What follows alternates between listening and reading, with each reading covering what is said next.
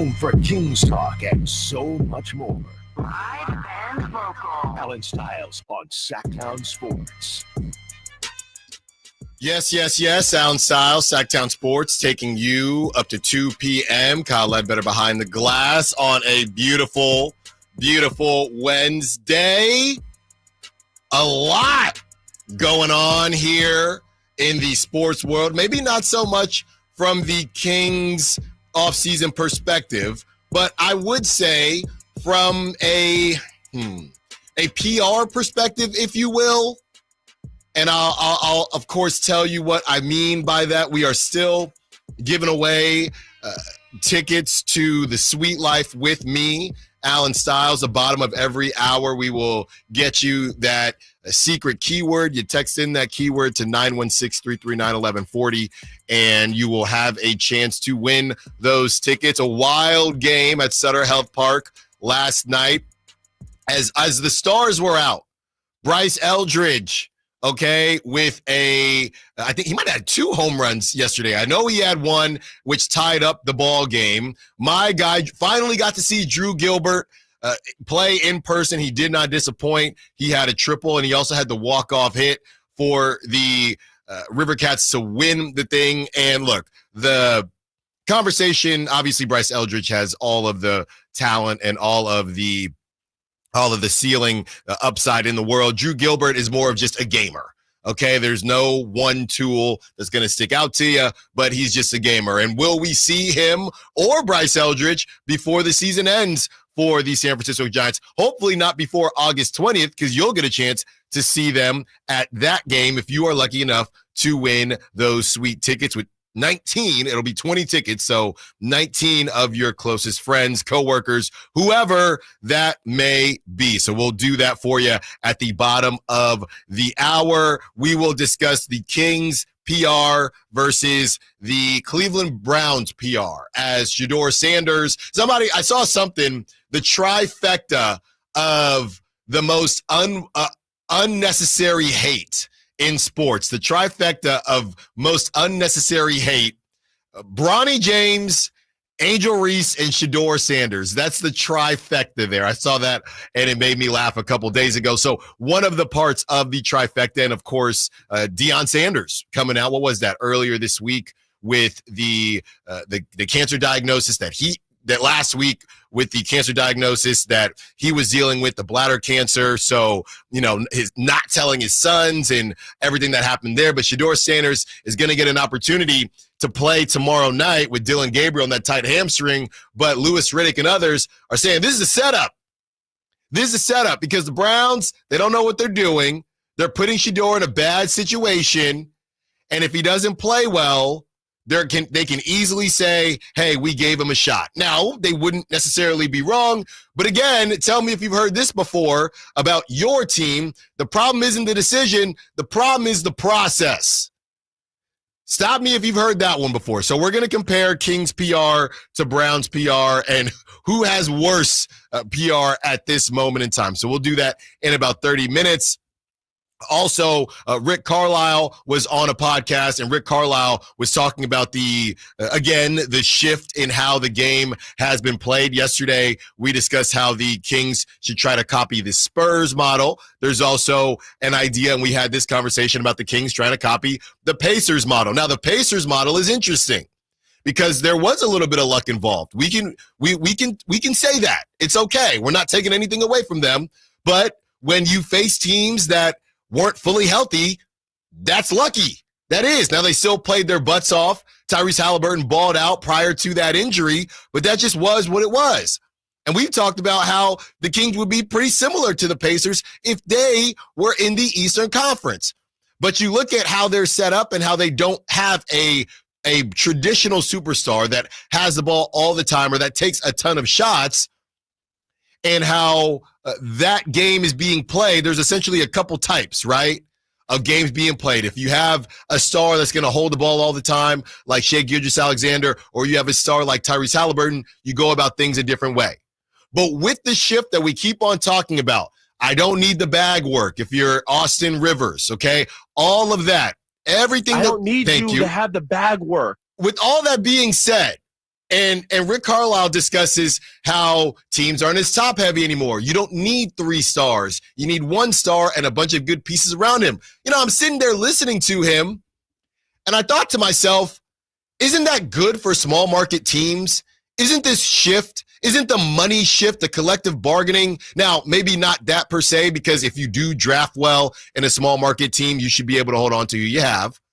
But from the perspective of how this stuff is being built, no more Miami Heat, right? No more Heatles. No more Warriors with Kevin Durant.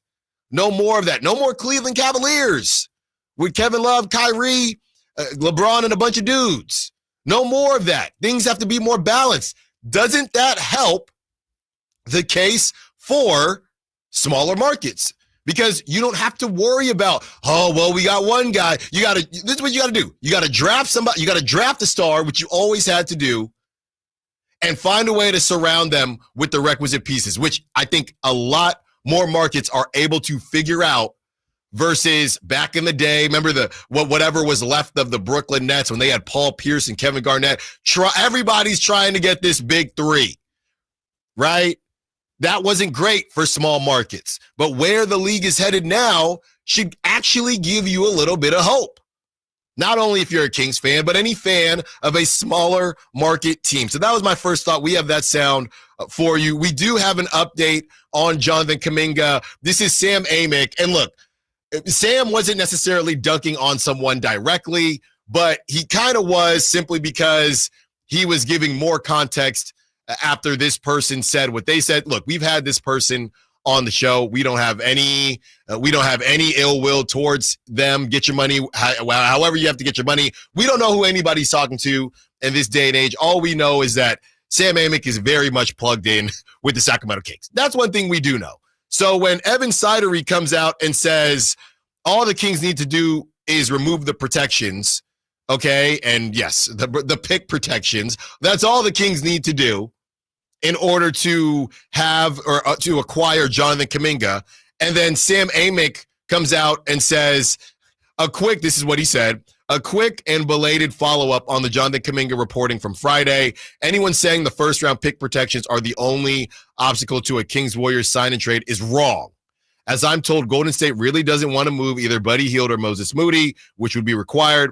And yes, as Tim Kawakami reported, the Warriors are indeed signaling that they expect Kaminga to be on their roster next season. That being said, nearly 2 months remain before his qualifying offer deadline, October 1st. Plenty of time for something to change. So Sam is saying, it ain't that simple, dude. Bottom line, they don't, for the Malik Monk thing specifically, they do not want to move Buddy Hield or Moses Moody. Now, if the Kings were to remove the pick protection in that Devin Carter deal, that's something that I haven't really seen come up, because the Kings have said that they're not doing it anyway, right? But with that being said, Evan Sidery went a bit viral for saying, hey, this is all the Kings have to do, and they will have Jonathan Kuminga. Sam Amick is saying, not specifically to Evan Sidery, but to anybody that is reporting that is not what he is hearing. Okay, so, and I see somebody on the 209. I don't believe Amick has any real sources with the Kings. That's your prerogative. You don't have to. I do. How about that? I do. You don't have to. So we will have that for you in the 11 o'clock hour. I also want to discuss Trae Young. And I got to tell you, this Trae Young stuff, the Atlanta Hawks are in a bit of a bind, because when you have somebody that has the ball so much, there's not really a world where they can. I was thinking, okay, Trae Young has 2 years left on his deal, right? And I'm still playing with the idea. I know yesterday I said I'm good with the Kings not getting Trae Young. I'm still playing with that idea in my mind, even though that ship has kind of sailed. But you have Trae Young on your team. He's got 2 years left on the deal. You don't want to extend him. Here's my problem. If you want to leave him on this team for the next year and assess it, he has the ball so much, you are not necessarily bringing anybody up to take his spot. I don't know if Dyson Daniels he came in playing the point guard position. Every time I see a Dyson Daniels highlight, it's defense. I've never seen Dyson Daniels play make.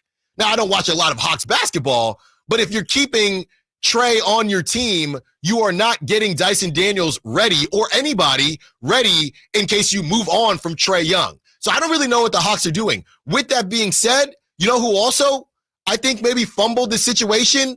I woke up this morning and I know they're one of my favorite teams here as far as non-Kings, Bay, whoever. What are the Orlando Magic thinking? To give up what they gave up for Desmond Bane, a position that is not the highest in value. He goes 6'5", and I know his arms are not the 6'5" length. I can tell you that right now. He goes 6'5". He's a shooting guard that can do some playmaking. Kyle, I don't know if he's going to be their primary point guard, but I sat here and thought about what the Orlando Magic gave up for Desmond Bane, what they're paying him, and I'm wondering, why didn't they just go after Trae Young? They could have had Trae Young, Franz, and Paolo. Now, they can't take Trae Young. They can't take his contract on now. Maybe I'm missing something, but we just saw how much better. And I know Desmond Bane could be really good. He's 5, 6. He ain't 22, 23, right? He's in a position that has the least amount of value right now as a non-point guard. I know, yes, he's better than, I am not saying he's not better than, or it's even close, right? But is he a souped up Cam Thomas to me? I mean, it's just kind of interesting that the Magic went in that direction when Trae Young is probably going to be available. So I think part of the rationale is, A, they really needed three-point shooting, and while Trae Young shoots it, he is primarily a facilitator at this point. 2, Franz Wagner is not great on defense. Like, he's not bad, but he's just kind of middle of the road. Paolo, again, big, but middle of the road. Jalen Suggs is a really good defensive guard, so they're probably going to play him at the point, and he's a pretty good point of attack defender. Well, honestly, but your point is they could have played him at the 2. Well, honestly, to be completely honest with you, now that I think about it, I forgot about how much Jalen Suggs is being paid for absolutely no reason. They could trade Jalen Suggs for Trae Young. Oh, totally. So they could still do it. Yeah, now, they could. Would the Hawks be into that? Oh my God, a defensive backcourt of Jalen Suggs and Dyson Daniels. The scores would be 75-72. With Porzingis, oh my God, that team would just have no offense, all defense. Yeah, so maybe it's the move before the move. Now that I completely forgot about Jalen Suggs making 35. That is insane, though. That is insane, but yeah. So hey, that's their game plan, man. They gave him a lot of money, and he just did not play last year. I mean, look, I don't think the Magic are going to be bad. I just think that they are locked into this group of essentially 4. I mean, they can move like Wendell Carter and Jonathan Isaac. Right. You proposed a trade involving those guys the other day. No. I never did that. No.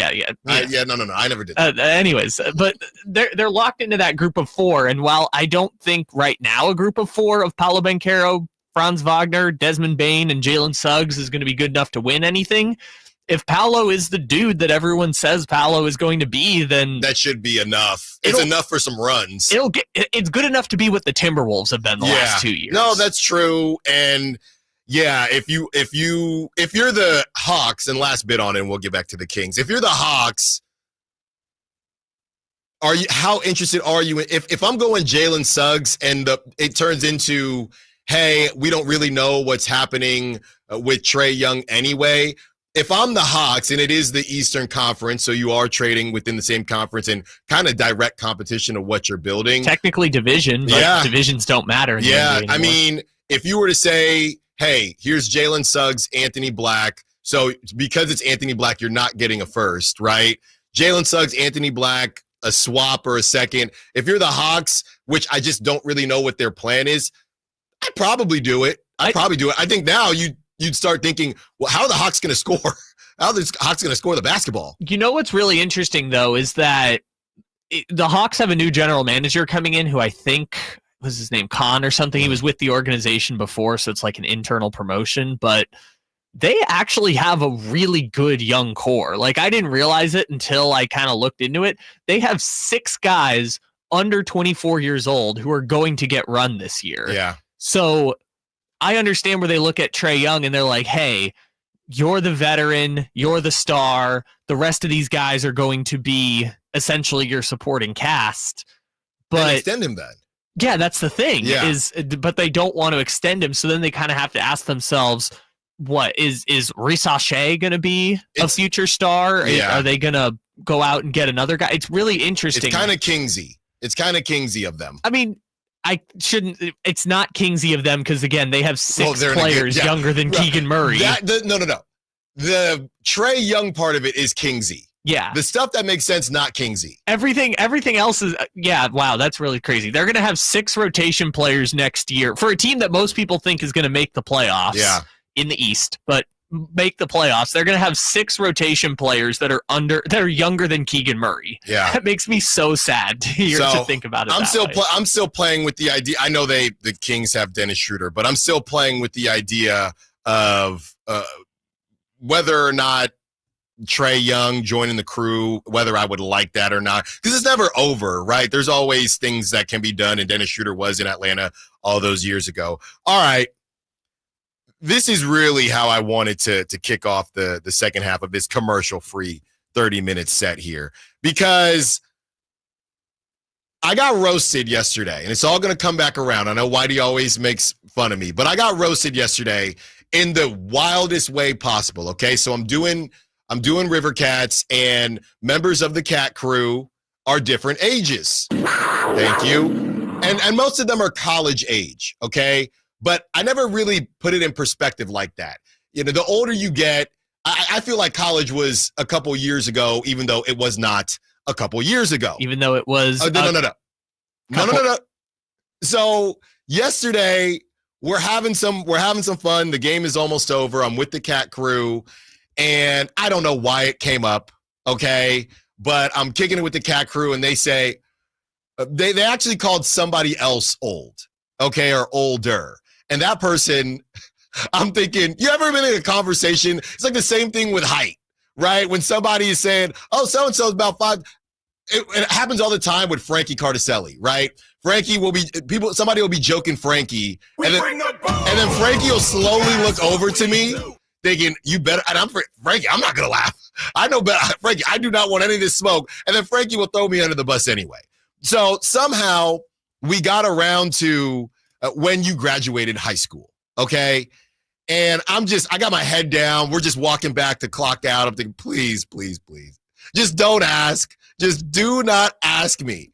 And they say, wait, hey, Stiles, when did you graduate high school? I'm thinking, or say out loud, I'm thinking, hey, man, what is time anyway, right? You never really know. Just a construct. But then I say, you know what? I'm going to stand on business. I'm not ashamed. Okay, these little cat crewers, they don't know nothing. Okay, so I say, I graduated.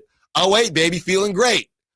One cat crew member says to me, dude, I was 3 years old when you graduated high school. Yeah. 3, and I said, that math is not, I got to double check that math. I got to double check that math. And I say all this because a lot of my takes at times can come off a little bit more old school, okay? And when this whole podcast thing started, and I don't know if Draymond wasn't necessarily the first. I know it feels like he was the first. But when this whole podcast thing started, I was firmly in the camp of, this is bad. I just don't like it. Focus on the game. You lose a game, then you got to talk about it on your podcast. This is bad. I don't like it at all, okay? This was, 4 or 5 years ago at this point. Oh, when you were in college. Okay. No, actually, no. That's how old I am. No, I wasn't in college. But this thing started about 4 or 5 years ago, and I was firmly against it. Firmly against it. Then you had it continue to pop up. Different players, and we know there are former players that are doing it a lot, but I'm not talking about the former players. I'm talking about the current players. So this is just the NBA list that I found. There may be more hopping around of NBA players with podcasts, okay? And they're currently playing. Paul George, Draymond Green, Trae Young, Derek White, for some odd reason, Josh Hart, Jalen Brunson, Michael Porter Jr., Tyrese Maxey, Duncan Robinson, LeBron James, D'Angelo Russell, CJ McCollum, Kevin Durant, Kyrie's been doing a bunch of streaming, Lonzo Ball, Trey Murphy III. And I started thinking to myself, as everybody is roasting the Kings all the time, right? All the time. Oh, this is not going to work. This is not going to, I don't get it. I don't do that. I don't understand. And I know DeMar DeRozan is pretty front facing, right? He'll be on podcasts, but he's kind of the only one. I don't know what the hell Malik Monk is up to right now. I don't know what the hell I don't know what any of them are doing, right? And I see Malik on social media, Keon, all these guys. And I started thinking, are the Kings the one team in the league that could actually benefit from one of their players having a podcast? Like, are they the one team? Because I saw Karl Anthony Towns. He does not have his own podcast, but he's always on somebody's podcast. He's telling this very detailed story about how he had a 2-hour dinner with Mike Brown, and I'm sure Knicks fans were just eating it up, right? Wouldn't it be nice if, I don't know, it could be DeMar. I don't even know who the hell would have the podcast, but it could be DeMar, somebody, Malik. It would probably be Malik, even though he's in all these dang trade rumors. But wouldn't it be nice if you heard stories like that about the Kings? Wouldn't that, and I know a lot of us don't care about the national narrative, but wouldn't it be nice to hear what Zach LaVine thinks, or to hear, yeah, I mean, we hear all the talk. You know, I've been talking with DeMar DeRozan, and we feel good about this. Domantas Sabonis. We got a group chat. We're working on this. We're working on that. Wouldn't that be nice? It just feels like they're one of the only random teams out there that you just never, they just get roasted in a corner and they're making their money, and that's great. I'm not hating on them. And you just never hear from them. They are the one team, because of how bad their PR is, that I believe one of them should start a podcast. The Dougie McBuckets Show. Literally. It could be Dougie. That probably is the best. Bring Jay Crowder back. He can keep on his back brace and just have people on the show. Just have all the teammates. Just so we have an idea of what is going on. Maybe it could make us feel better about the roster. Oh, Dennis Schroeder. Have Dennis Schroeder, somebody. They are the one team in the NBA that I think it would be good for them, because I could say another team that stinks, but nobody cares about the Hornets. They are the one team, because I heard Carmichael Dave this morning and Jason Ross talking about how much talent is actually on the roster, right? Wouldn't it be nice to just hear from them and just at least understand how they're feeling about it? Oh, yeah, we saw what Vegas, just something, talk some trash, something. Hi, guys. It's the Keegan Murray Show. Literally, and Welcome. He's the one that would make it. If Derek White has a podcast, Keegan Murray can have a podcast. Who cares what Derek White has to say?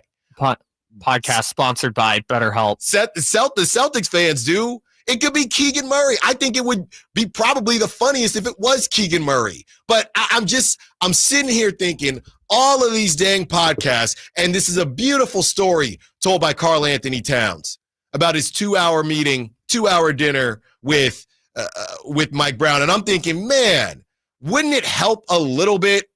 Like, if you don't have anything to lose, right? Like, I don't know that it helps LeBron doing the mind the game stuff. I don't know that it helps all these guys. It clearly has not necessarily helped Trae Young per se, but a team specifically like the Kings, with all of the trash that gets talked about them, I don't know if that's why they're I'm not saying afraid, but maybe I don't really want to do that. But they are the one team that I actually think it would help them if one of their guys said, give me one of them dang mics.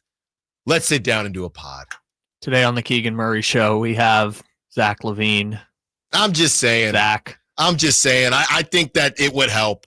I think that it would help. As we talk about bad PR, the one football team that gets compared to them, the Cleveland Browns, they're dealing with their own PR nightmare, which they're pretty used to. Let's discuss when we return. Allen Stiles, Sacktown Sports. Progressive's Auto Quote Explorer lets you easily compare direct rates from different insurance companies, so you can be confident you're getting the right one, even if it's not with Progressive. Way more confident than you were when you bought that TV in the parking lot. It just happened to not come in a box or include a remote. And when you finally managed to turn it on, all it displayed was the menu of Grumpy's Tacos. So use Progressive's Auto Quote Explorer and be confident you're getting insurance that's right for you. Progressive Casualty Insurance Company and affiliates. Not available in all states or situations. Prices vary based on how you buy. If you've got a gas-powered engine, keep it running like new at every fill-up. Stable in-season protection is your engine's preventative medicine, cleaning and protecting the entire fuel system in season. In outdoor power equipment, prevent gum and varnish buildup that could cause a rough or non-running engine. For cars and trucks, increase fuel efficiency and power by removing deposits, ensuring your engine's long-term health. Stable outperforms the competition in independent lab testing. So at every fill-up, start with Stable. Hey, it's Ryan Reynolds here from Mint Mobile. Now, I was looking for fun ways to tell you that Mint's offer of unlimited premium wireless for $15 a month is back. So I thought it would be fun if we made $15 bills. But it turns out that's very illegal. So there goes my big idea for the commercial. Visit mintmobile.com/radio. Upfront payment of $45 for 3-month plan equivalent to $15 per month required. New customer offer for first 3 months only. Speed slow after 35 gigabytes if network's busy. Taxes and fees extra. See mintmobile.com.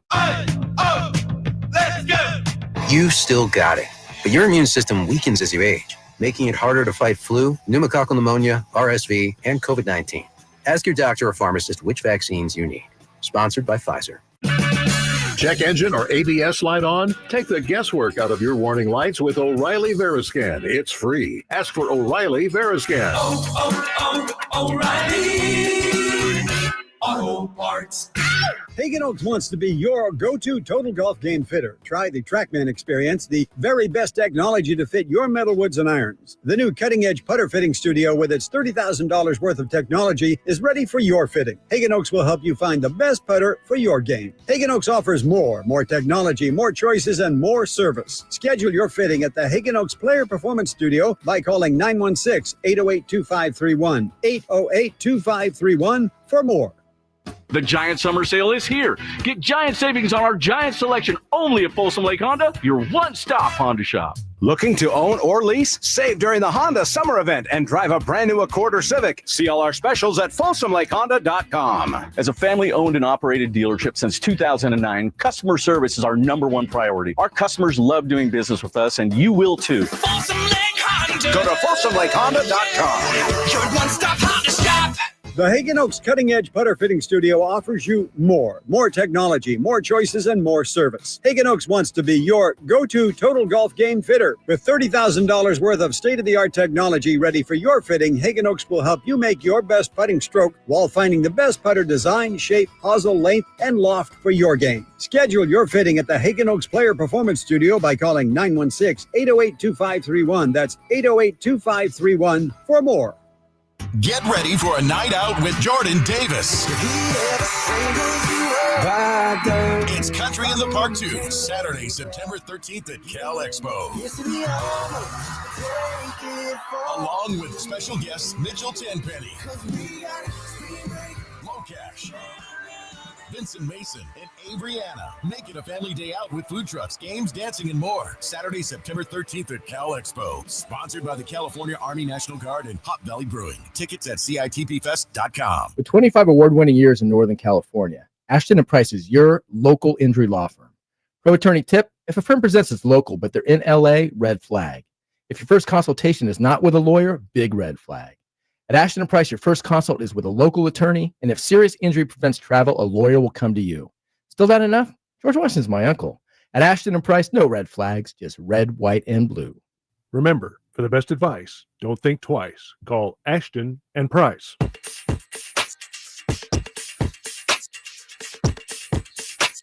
Allen Stiles. Watch the show on youtube.com/SacktownSports1140. Or listen on the Sacktown Sports app. For a minute, it was looking like I didn't love one of those guys. Reading some of these texts here. And this is from my guy, Trevor. Trevor is one of our camera people for the Rivercats. So he hopped on the text line and he says, "What's up, A Styles? It's Trevor again. You might have convinced me. I was originally very happy to have the Kings be the one team without players making a fool of themselves and doing a podcast. but it really does allow the team to feel, for lack of a better word, more personable. People hate Sacramento because they know literally nothing about what life is like here. Players talking about their experience here would be great to hear. I think that's a great assessment, Trevor. That's pretty, and I didn't even really think about it from just the Sacramento point of view, right? You got Gilbert Arenas and people just saying idiotic statements all the time, right? What about hearing it from the horse's mouth? Now, if they secretly agree with them, then obviously they're not going to say things that we would like, and maybe, like, our parents always said, if you don't have anything nice to say, don't say anything at all. But I don't think that's the case. Right? Malik Monk, he talks all the time about how much he loves Sacramento. A cool guy who, what did he win? The GQ last season? The best fashion. Yeah, best fashion. Malik Monk doing a podcast talking about why he wanted to stay in Sacramento and maybe even throwing a jab at Gilbert Arenas. If you haven't lived out here, I mean, this isn't the 2000s anymore. It's a completely different city. It's a completely different area. Yeah, we got our guy Matt Barnes talking up Sacramento a little bit. Sure. I guess sure, he doesn't play anymore, though. I mean, neither does Gilbert Arenas, but Yeah, that's true. But Gilbert's louder, I guess. But I just, and it's not just Gilbert Arenas, it's everyone, right? So you got one guy in Matt Barnes trying to, like that meme, right? And I don't know, what is that? Is that from Game of Thrones where he pulls out the sword and everybody's attacking him? But I just think it would be nice. And I never thought I would be on this side of things, but the Kings, following the Kings and covering the Kings will make you think things you never thought would cross your mind. But I think that they are the one team in the NBA that probably, I wouldn't say need, but could actually benefit from having, just because nobody knows about Sac. It's just easy to throw them in a bucket. And it's a lot harder, I would say, for some of these writers when they're about to write a piece on something, right? If Zach LaVine says, this is why I think it'll work with Dennis Schroeder, and this is why I think another year or a full training camp with DeMarcus Sabonis is going to help. Everybody listens to this stuff, right? That goes in to whatever random 4-letter network writer has to say when their grades. Now, should we care about this? Should they care about this? No. But I just think from an optics perspective, they're the one team, or one of the only teams, that could actually benefit from having one of their guys just kind of ride for their team and ride for the city. Yeah, I mean, it like you said, it goes both ways, right? Because then when they leave, it becomes the tell-all about Sacramento, which, honestly, I respect Tyrese Halliburton for being like, hey, loved Sacramento, loved my time there, but here's just what went down kind of situation. Like, did the whole tell-all thing without being like, oh, I hate Sacramento now and blah, blah, blah. But I think part of it, too, is just who's the player who in the past would be that kind of personality. Like you mentioned Malik, but like the Kings stars the last few years have been what? Harrison Barnes? Yeah, I mean, I was going to say Boogie's everywhere now. And Boogie shows love to Sacramento. So you got Boogie and you got Matt Barnes. And they're kind of riding for Sacramento, but Boogie rides for Sacramento from a I grew up there point of view. It's not necessarily, we need somebody to speak on what Sacramento is like right now. Like when I'll do it, dang it. But I'll connect with the Kings right now and I can host a podcast. I'm not tripping. But when I have my friends out here from the Bay Area, right, and they're completely surprised as to what Sacramento is like now, because maybe they came out here to do their taxes or whatever, and they don't actually spend time out here. That is what I'm talking about. So there's two conversations going on. There's the actual team, right, and having us feel better and believing in the actual team. And then there's just the optics of Sacramento and the city of Sacramento. That would be nice. You know who's probably going to do it? You know who is always talking, and not in a bad way, but is just very vocal about things? It could be Brent Rooker. And I know he's not a Kings player, and I know he doesn't technically play for Sacramento. He plays in Sacramento, but not for Sacramento. So I don't know how much it would help. But Brent Rooker is always on social media. He seems kind of super personable. I wouldn't be surprised if it's the A's and the A's trying to fix their PR stuff. I wouldn't be watch it, Kyle. Watch it be Brent Rooker and T-Law. No, it would. I think it would be T-Law and Brent Rooker, and they would fire up a podcast. And I don't know how much it would help them, but I could see them firing up a podcast. And, I think in these, when you have a negative connotation to you, this stuff can help. If you are neutral or positive, then I don't really know how much it helps, right? The Knicks, they don't really need it, but they're New York, so that's what they do. Some of them don't really need it. I think Sacramento and some other, the A's, and as we're about to talk about the Browns, I think, I don't know if needed might be a strong word, but I think they could benefit from it. All right, Kyle. Well, actually, I forgot about this because you mentioned the podcast. Did you know that De'Aaron Fox and Malik, when Malik first got here, did one episode of a podcast? I think I did hear about that. And that's the other thing. I'm pretty sure. The funny part of this is when this stuff, very similar. I've always joked about some of the smaller artists that I like, musical artists, how you'll just go on their page and one day they just stopped posting and then it turned into 1 year to 2 year to 3 year. And I always wonder, are they just like accountants now? Right? Do they just have normal jobs? It's a little bit different, but Duncan Robinson actually hasn't posted since 2022.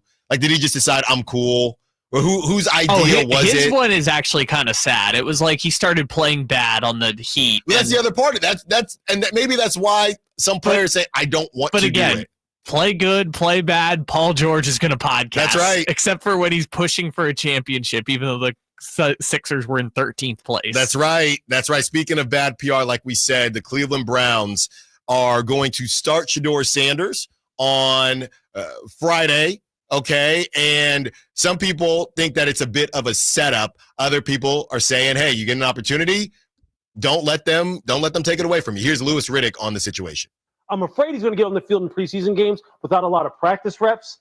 And then they're going to ask him to perform these heroic tasks in order to prove that he's worthy of being a starter when he hasn't had enough reps to really get comfortable. That's the kind of battle he's dealing with right now. I know. I've seen it. Dom, you've seen it. We've been in these camps. We know how that goes. Yeah. You don't get enough reps. They play a whole half of a game, and then all of a sudden coaches are going, why are you making that mistake? Why aren't you making that check? Why are you doing that technique? Well, damn, coach, I never was in there in practice. You never even talked to me during practice. But now you expect me to know. That's what they're going to expect of him. But if anyone can get it done, it's this kid because he's been trained the right way. But I'm telling you, he is ice skating uphill. And every time you hear this organization talk, you get that feel. So there was something what was that last week where it was either like the owner said it was a GM pick or was the GM saying it was an owner pick? It was basically one guy throwing another guy under the bus. And now you have a situation, if I'm not mistaken, Shedeur now is taking reps with the first team. So he's going to get a couple days with the first team with Dylan Gabriel out with the tight hamstring. Look, I can hear somebody typing right now on your phone. You don't need to send it in 916-339-1140 if you want to do it anyway. Hey, he's getting an opportunity. What more can he want? And I understand where you're coming from. Like I said, I'm old school in that way. But context does matter. And Louis Riddick, who's been around the game for a very long time, he's saying basically that this is a setup for the Browns to put him in a bad situation and then be able to easily move off of him because he said, again, it's the Johnny Manziel, Cam Newton thing. You can't have Shedeur as a backup, right? If Shedeur is going to be on your team, or that's what they will say. Now, the other part of this that I've also read is that this is a complete nightmare for the Browns if Shedeur plays well. Because, and that's why the Browns drafting both of these guys never made sense. So how I feel about it, I understand people are going to say, hey, he's getting an opportunity. We don't want to hear it. I've never played the quarterback position, so I'm not going to sit here and say one way or the other. But I can understand. I hate to do the both sides thing, but I can understand the people that are saying he's getting an opportunity. What are we complaining about, or what is there to complain about? And again, this is Louis Riddick. I don't think you'll hear any complaints from Shedeur. He's getting an opportunity to start an NFL football game, even in the preseason. This is what, Dak got this opportunity and he ran with it. Russell Wilson back in the day, guys have taken these opportunities and ran with it. A little bit different based on, who they're battling with, but Dak was battling with Tony Romo. So he's getting an opportunity to not only try out for the Browns, but also for other teams. I'm more so in the camp of, hey, if you weren't starting him, there'd be complaints about not giving him an opportunity. So I'm not really going to sit there and say, well, he's got to get this perfect chance, because that's just not how life goes a lot of times. So I hope Shedeur plays well. If he doesn't, we understand the situations aren't perfect, but a lot of times your situations aren't perfect. You got to find a way to figure it out. In baseball, you want to get into that starting lineup. A lot of times it starts with a pinch hit in the bottom of the ninth when the game is already over and it's cold and you're cold and you haven't been playing. You got to find a way to get a hit. Is that fair? No. But you got to find a way to work your way into the lineup. So we'll see what happens there. But ultimately, a lot of people, going back to the PR thing, are just saying the Browns, they don't know what they're doing, and they never come off as if they know what they're doing. The Knicks are monitoring Giannis, and we got to say the joke that 8,000 guys right now are the Knicks are monitoring Giannis' situation the same way you can enter whatever supermodel and how many guys are monitoring their situations. Is it more than that? Let's discuss. Allen Stiles, Sacktown Sports. The Drive Guys. Somebody from the 916, Whitey, tell me the last time we had an athletic front court. JK and Keegan Murray, a top 10 power forward, small forward combo. You buying that? No, you can. How do you give me that 10? I mean, let's slow down. He's not even here yet. Right. He doesn't even play here. You can listen to The Drive Guys Monday through Friday from 2 p.m. to 6 p.m. on 1140 a.m., YouTube, and the Sacktown Sports app. This is the story of the one. As a safety manager at a manufacturing plant, he does everything he can to keep his coworkers safe. From finding ways to reduce risks to keeping safety supplies in stock. And for that, he relies on Grainger. Grainger offers a broad range of quality products and next-day delivery, so he can always play it safe. Call 1-800-GRAINGER, click Grainger.com, or just stop by. Grainger, for the ones who get it done. Wesley Financial Group is not a law firm, and Chuck McDowell definitely not an attorney. This is Chuck. If someone talked you into buying something really silly and you want to get out of that silly little thing, my advice, get the facts. Call me and I'll send you our timeshare exit kit absolutely free. Inside, you'll learn how timeshare works and all your options for cancellation. Call Wesley now for your free exit info kit. 800-838-6767. That's 800-838-6767. This is the story of the one. As a lineman, he does whatever it takes to keep the power on in his community. And he wants a partner like Grainger who does the same. Grainger offers the professional-grade products he needs, from voltage detectors to harnesses to hard hats, plus fast, dependable delivery, so he can rise to every challenge. Call 1-800-GRAINGER, click Grainger.com, or just stop by. Grainger, for the ones who get it done. And we're back, live during a Flex Alert. Dialed in on the thermostat. Oh, we're pre-cooling before 4 p.m., folks. And that's the end of the third. Time to set it back to 78 from 4 to 9 p.m. Clutch move by the home team. What's the game plan from here on out? Laundry? Not today. Dishwasher? Sidelined. What a performance by Team California. The power truly is ours. During a Flex Alert, pre-cool, power down, and let's beat the heat together. Saturday, August 9th, it's the Night of Champions at Stockton 99 Speedway. Meet past champions during the exclusive autograph session. And buckle up for Pro League models, mini stocks, and more. Tickets start at just $20. Get yours now at Stockton99.com. Be there.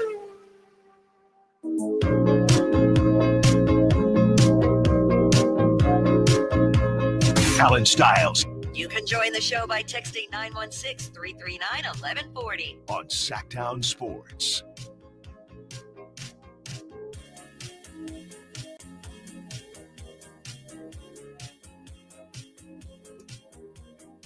Nine 916-339-1140, and we are about to give away that secret keyword, okay, for the Sweet Life with me, Allen Stiles. Win a suite to the Sacramento Rivercats game on August 20th.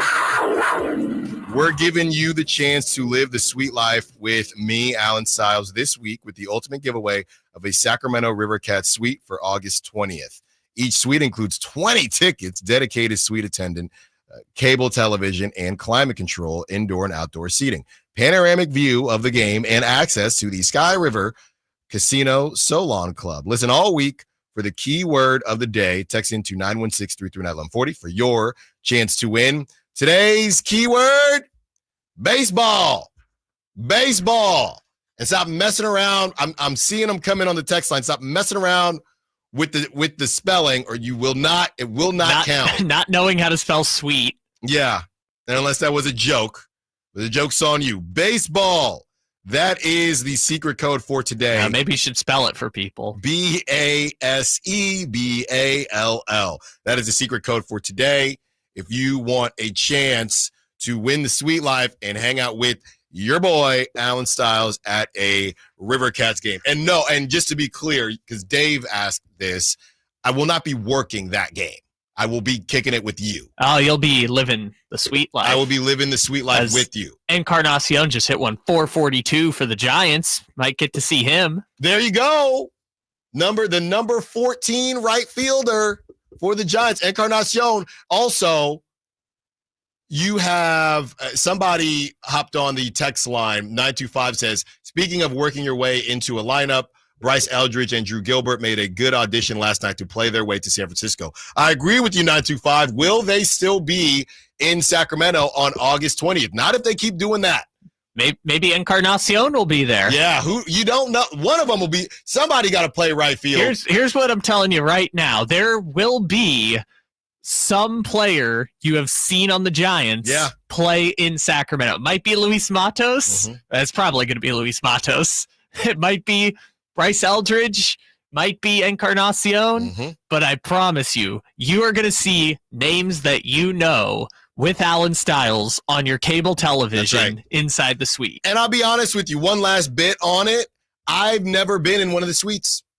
I think it's a suite that they use for the A's. So I've been in a suite as a media member, but it's not set up like a suite. Yes, the for those who don't know, the media extension be careful. For the A's is a converted suite. So it's laid out like a suite, but it's not,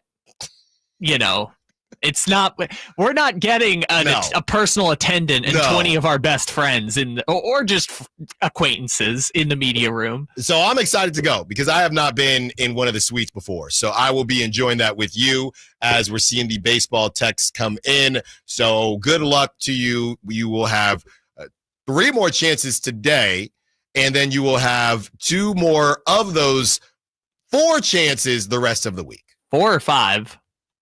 4. Aren't there 5 days in the week? Well, I'm saying for what's left. 4 per day. That's right. I'm saying per hour. So we're almost halfway through. Yes. Got it. See, man, this is why learn some cursive. All right. As we get to the Knicks monitoring Giannis, I don't know what to do with this. Okay. And they continue to say the same thing, right?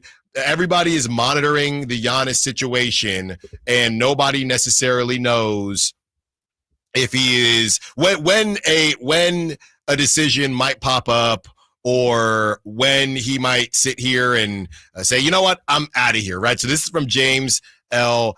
Edwards III of The Athletic. It is my understanding that Leon Rose and company have been monitoring Giannis Antetokounmpo's situation in Milwaukee very closely, even before the offseason started. Surprise, surprise, I added that in. Many around the league believe the Knicks are interested in star hunting.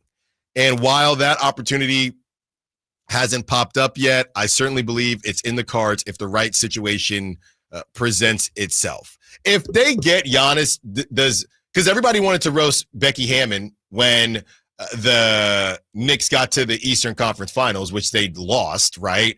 But everybody wanted to roast Becky Hammon and say she was wrong. But the fact that they are quote-unquote star hunting, doesn't that mean Becky Hammon was right about Jalen Brunson and him not being able to be a championship number 1? Yes and no. Like I've said before, I personally think Jalen Brunson can be a championship number 1. However, I don't believe it will ever happen that Jalen Brunson will win a championship as a number 1. But I think it's kind of the Damian Lillard argument where it's like, hey, Portland was never going to put Dame in a good enough position to win a championship, even if he could be the best player on a championship team. I think it's kind of the same for the Knicks, is like, hey, the Knicks are never going to be able to build a champion around Jalen Brunson, even though they were 2 games away from going to the finals last year. Like, if they're never going to be able to do that, then we might as well try and find one of the 9 players in the league better than Jalen Brunson. Yeah, and it's New York. This is what they're going to do. My whole thing, and this is what people joke about, who's not, and that was my joke about, so-and-so is monitoring Rihanna's situation with A$AP Rocky. So-and-so is monitoring ScarJo's situation with Colin Jost. I mean, they're all, sure, everybody is, right? The Warriors, the Knicks, the Spurs, the Heat. Everybody is. Yeah, but I think the Knicks are specifically in a desperate situation of like, we're getting real close to that second apron, and we don't think we have a team good enough to for sure win a championship right now. They're probably one upgrade away. Yeah. Yossi Goslin on the Knicks cap situation, and I owe Yossi a text. I'm trying to get him back on the show to talk about the Kings situation. The clock is ticking on the Knicks potentially acquiring another superstar. That's because they won't be able to aggregate salaries to acquire a more expensive one once they enter the second apron next summer. Their best chance at trading for a star making above $50 million would be between now and the 2026 trade deadline. Otherwise, they'll need to trade Karl-Anthony Towns' salary next season for somebody making equal or less. So the end of that, I'm just double checking. Either way, they would have to trade Karl-Anthony Towns, but he's saying next summer it would have to be less than Karl-Anthony Towns' salary, and this season it could be more. This season they could still do like Anunoby and Mitchell Robinson and picks. Right. And they could do Carl, Brunson, and Giannis. But next summer they wouldn't be able to do that because they'd be a second apron. So you think they would try to keep Karl-Anthony Towns? I think that would be their first bid. Now, I don't think that's going to be good enough for the Bucks to take it, but I also don't know why the Bucks would switch Giannis for Carl if they're going to be Carl and Kuzma and Gary Trent Jr. That would be Kingsy. That would be very Kingsy. So just take your medicine at that point. Yeah, I guess that's the tough part is if the Bucks are trying to compete, Carl is good, but if I'm the Bucks and I'm trading Giannis, I'm trying to figure out what I can do to get my draft picks back, which is now a problem because the Pelicans just traded one of them to the Hawks. Yeah. And, I don't know how the Pelicans would send them their draft picks. But, yeah, if I'm Milwaukee, I guess if I'm trading Giannis, I'm screwed either way. But I guess you could do worse than getting Carl. Yeah. So, the Kings are also monitoring Giannis' situation. As the 209 says, I'm monitoring Zendaya's situation with that dork that she's dating. Whoa. You got to be careful talking about Tom Holland. He is the Zont King. He is a short king warrior. He rides for all of us. All of us. And he got some hands, too. So I wouldn't mess with Tom Holland. He's one of those random, I'm just good at everything. I wouldn't mess with Tom Holland. He's carrying the torch for us. He's Spider-Man. Has he done anything recently? They just started filming Spider-Man A New Day or Brand New Day. Is he going to do that movie? Of course he is. Okay. I wasn't sure. What's going on here? And look. Don't they trade out Spider-Man every 10 years? And I was a big Toby guy. I didn't like Andrew, but I was a big Toby guy when it came to Spider-Man. So the fact that I am riding for Tom Holland like this tells you something. Okay? We got, what do we do? For our Zont Short Kings, and if you're new to the show, because I know we have a lot of new listeners, I created this with my buddy years ago. Okay? It's very simple. It's Verts and Zonts. Okay? One of my old coworkers when I was still in tech. You are a Vert if you are above 6 feet. Okay? Because you are more vertical. You are a Zont if you are below 6 feet. All right. So Tom Holland is one of our Zont Kings. We need Kyle. We're in the summer now. We got to do first team all Zont. First team. Are we doing a Mount Zont more or first team? We will do that at one point. Tom Holland's on it. Okay. Kevin Hart has, I guess, got to be on it, even though he annoys people. Yeah. He's got to be on it. Tom Cruise. Let's see if we can. Oh, Tom Cruise is a good one. Tom Cruise got to be on it. Tom Cruise, I mean, I guess they do it kind of for Tom Holland, but like Tom Cruise is tough because he tries to pretend he's not. You wouldn't think he is. Yeah, but because he pretends he's not. You would not think he is. So we're coming up with a whole list, and we'll only do celebrities for now. All right, because athletes that deserves a whole nother list. Yeah. Okay, but hey, we ain't roasting Tom Holland. Any musicians you can think of? Usher. Okay. He's there.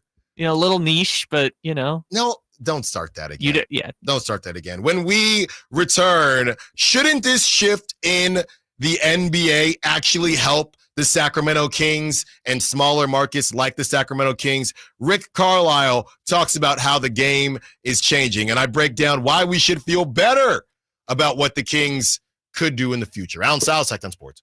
Coverage varies by plan. View contracts and exclusions at endurancewarranty.com. If you're driving a car or truck with an expired warranty and suddenly lost your transmission or needed a full engine repair, would a $4,000 repair bill leave you stranded?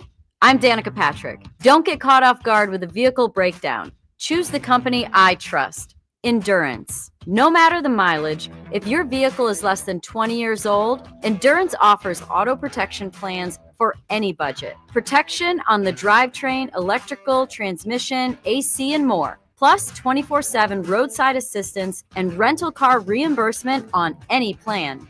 Endurance handles everything from making the claim to paying the certified mechanic of your choice. Act now and get 1 full year of elite benefits, a $2,000 value, free. Call for your fast free quote today. Call 800-292-4382. That's 800-292-4382. 800-292-4382. People are coming from all over to Sacramento Chrysler Dodge Jeep Ram, from Folsom, Elk Grove, Woodland, Roseville, because they've seen for themselves the huge selection and the best prices at SacSuperstore.com. Good luck finding a lower price anywhere else. And if you do, they'll match it. It's as simple as that. Sacramento Chrysler Dodge Jeep Ram, where a handshake still means something. Open until 10 o'clock and centrally located right across from Hagen Oaks Golf Course. And online at SacSuperstore.com. The guaranteed lowest price and the best selection of Dodge, Chrysler, Jeeps, and Rams. SacSuperstore.com. Summer's flying by, and that back-to-school checklist, it's growing fast. New backpack? Check. School supplies? Check. Dentist appointment? Let's fix that. Kids Care Dental and Orthodontics is making it easy to cross dental checkups off your summer list fast, with priority scheduling for new patients and kid-friendly care that makes them smile. It's one less thing to worry about before fall. Call now or book online at kidscaredental.com. That's kidscaredental.com, because healthy smiles should be the easiest thing to check off your summer list. Carmichael Dave here for my friends at American Energy Heating and Air. Yes, I always tell you they are a family-owned operation, been in business since 81, A-plus Better Business Bureau, but it is hot. We are in those Sacramento hot months. I want to focus on them being your second opinion partner. What does that mean? Maybe you've got somebody you're working with or you've worked with in the past in the HVAC world. Guess what? They want to give you a second opinion. How much does it cost? Nothing.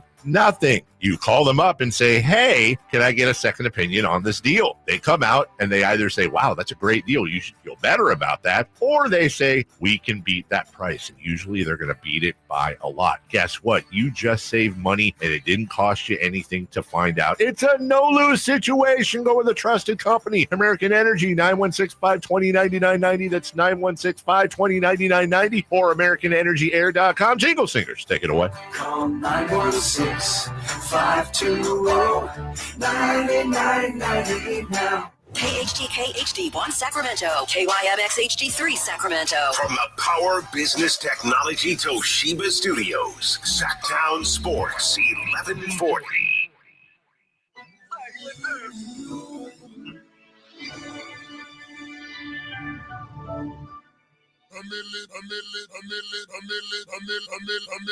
You're home for Kings Talk and so much more. Live and local. Allen Stiles on Sacktown Sports.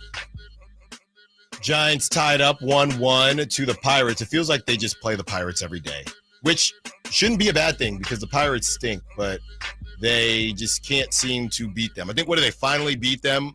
Yeah, they got them yesterday. Have they still not faced Paul Skeens? They have not. And he's not. No, can't be pitching Andrew today. Heaney right now. Yeah. Well, it's 1-1.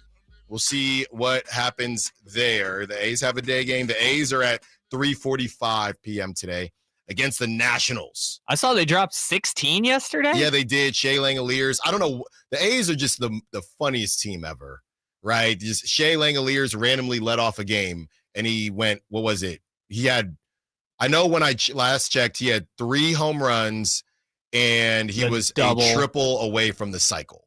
And he didn't get it because we would have heard about it. I think he was either 5 for 5 or 5 for 6. Yeah, he was 5 for 6. I'm looking up right now. I think JJ Bleday, who I thought was still in AAA, he went 4 for 6. Yeah, like they killed it. I'm telling you, man, all they got to do is find some pitching. Pitchers pitching like Mason Miller and JP Sears? You mean pitching like that? More than that. More than that. How about let's start with that because they don't even have that anymore. They're gonna they got some young bucks hopefully that are gonna work out for them. So, and by the way, Blade Tidwell for the Rivercats, he shoved yesterday. That dude is a baller. Okay, he came in the Tyler Rogers trade along with Drew Gilbert, who you may see at the Rivercats game. There you go. There you go. All right, we're about to hear from Rick Carlisle, okay, and he was on Caitlin Cooper's show and just talking about how the game is changing, and I thought it was a bit fascinating because I'm not doing the follow the Pacers model here. We're not doing models today, but just the idea of more balanced rosters that should be good for smaller markets, right? I mean, you're not worried about grabbing 3 superstars that probably aren't looking at smaller markets. You need one, a true superstar, and you need to surround them with other really good players, or you need a team of, maybe 2 fringe stars and just guys that know their role and can perform it at a high level. Here's Rick. Part of this is we play a lot of guys. This is a way that for us to engage a lot of guys, try to keep our minutes reasonable and try to get into the legs of the opponent. It's no secret, but that's a big part of the approach, and it's difficult. I mean, this is a hard style to play. It's a beautiful style to play, and I'll tell you this: I've had more people walk up to me randomly, that I don't know. And I don't get recognized that much out there in the world, and just say, hey, look, you don't know me. You don't know me, but watching your team this year was inspirational. It was. So you guys had a great run. I mean, dozens of people. And so this is meaningful. This is a meaningful part of the period of the game. And really the NBA game has now become a play hard league. It's not just having being top heavy with stars, and roster construction is changing. Now it's become more important to have more good players than be top heavy with 2 or 3 great players that get all the touches. That was Rick Carlisle, and he was breaking down just their team specifically, but also, again, where this game is headed. That was on Caitlin Cooper's show. And, everybody says and complains Sacramento and markets like Sacramento can't get stars. If you look at the Pacers model, they have 1 star, which is pass first. And it's much easier now, I think, to get 1 star and find other complementary pieces than in the 2010s when everybody needed a big 3. Now I think things are changing a little bit. And really what it's turning into is you just have to draft your big whatever. The Thunder, they, early trade for SGA, but early goings of their big 3 with Chet, Jalen, and SGA. We'll see what the Magic do, but they drafted Franz and they drafted Paolo. We're looking at what the Celtics have done.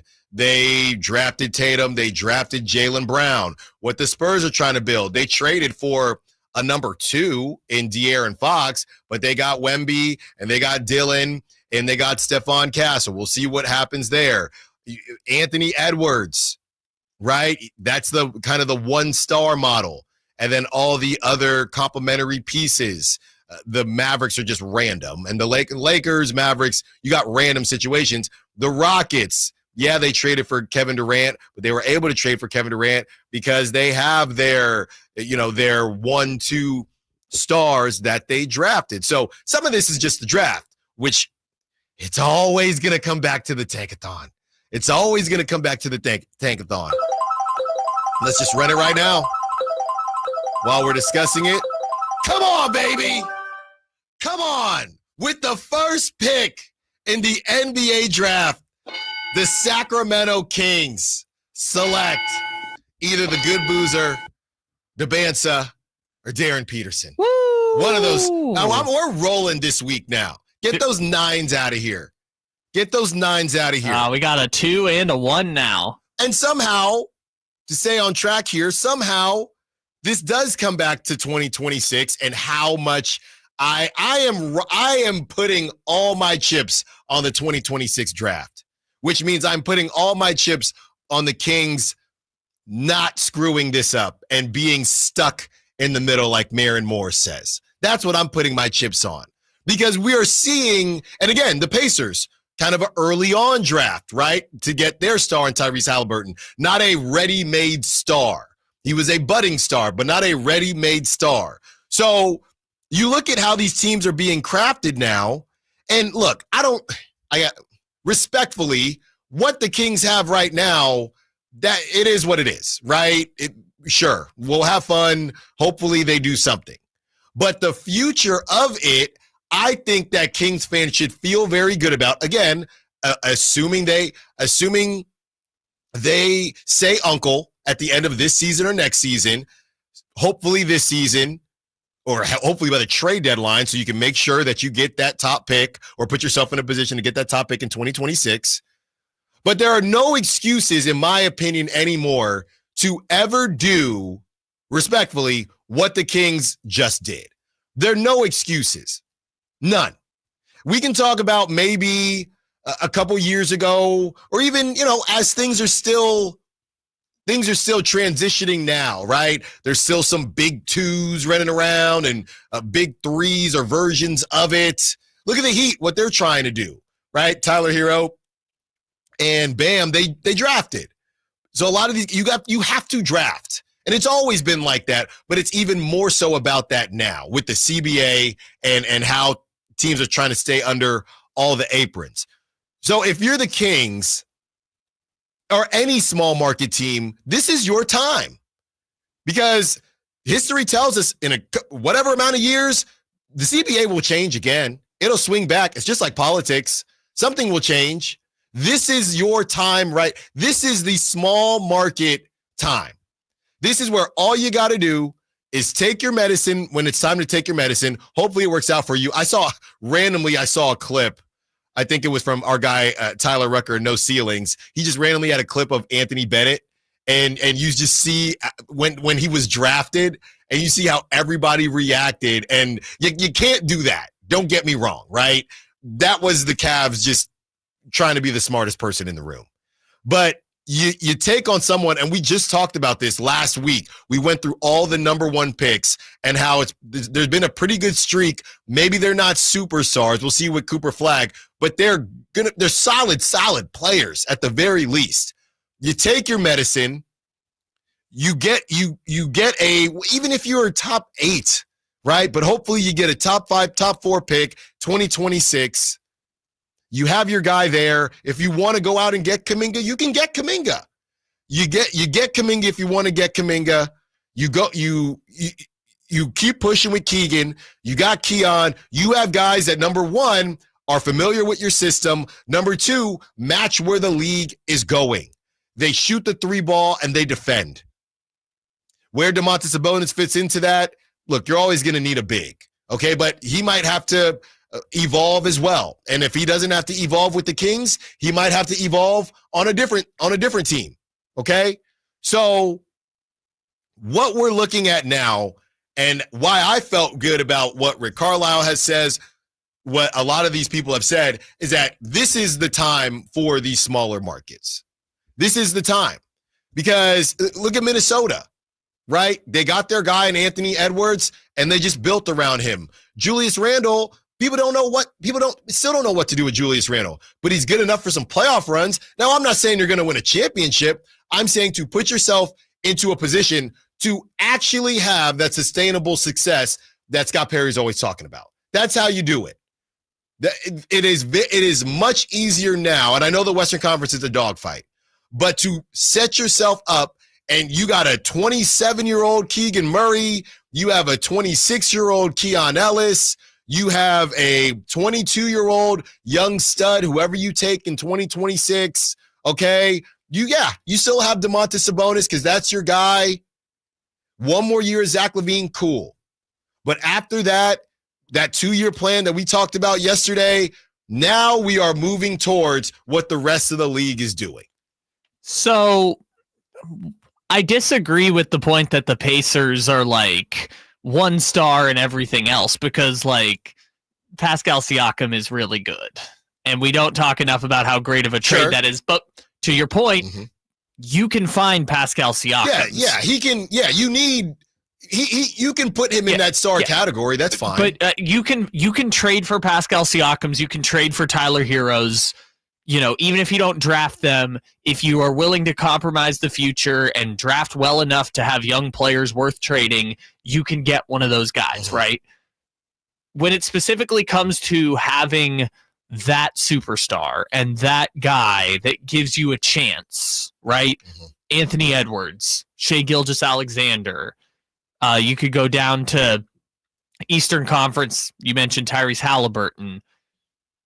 When you put yourself in a position to draft that guy, you usually have to have good luck happen. Like there is nothing you cannot put yourself in a position to get that guy without also having good luck, right? So the Timberwolves, lucky, they got Karl Anthony Towns with the number 1 pick in 2015, Anthony Edwards with the number 1 pick in 2020, and 4 years later, that combo was good enough to get to a conference finals, right? So you have to have a level of good luck. But to your point, you don't have to have the number 1 pick. You just have to put yourself in a position to draft and develop well, right? The Kings got De'Aaron Fox with the 5th pick. They got Tyrese Halliburton with the 12th pick. And yes, every team dreams of drafting the next Tyrese Halliburton in the middle of the second round, but someone's going to do it, right? Oklahoma City developed Jalen Williams with the 12th pick in the draft, right? If you are committed to player development and put yourself in a position to get that guy, any team in the league can get back into contention. And to that point, you've seen 6 different Western Conference teams win the West the last 6 years. Yeah. And they all did it in different ways, right? The Lakers traded for Anthony Davis. The Suns drafted Devin Booker with the 13th pick and then traded for Chris Paul. Yeah. Warriors drafted Steph Curry. Right. Everyone did it in different ways. Yeah. I think the other part of this is, as you bring up the Timberwolves just continued to take their medicine, right? They didn't, and it's tough because it's tough on fans, but it ultimately will work out. If you trust the process, not to bring up Philly, but if you trust the process, it will probably eventually work out for you. The Kings have refused to trust the process. And what I'm saying now is that you have to. You have to. This was so bad. And I know Carmichael Dave, we have some sound, Carmichael Dave and Jason saying, just basically having the argument that it might not be as bad as it is being talked about. And hopefully it's not. But I think that's kind of the fear, right?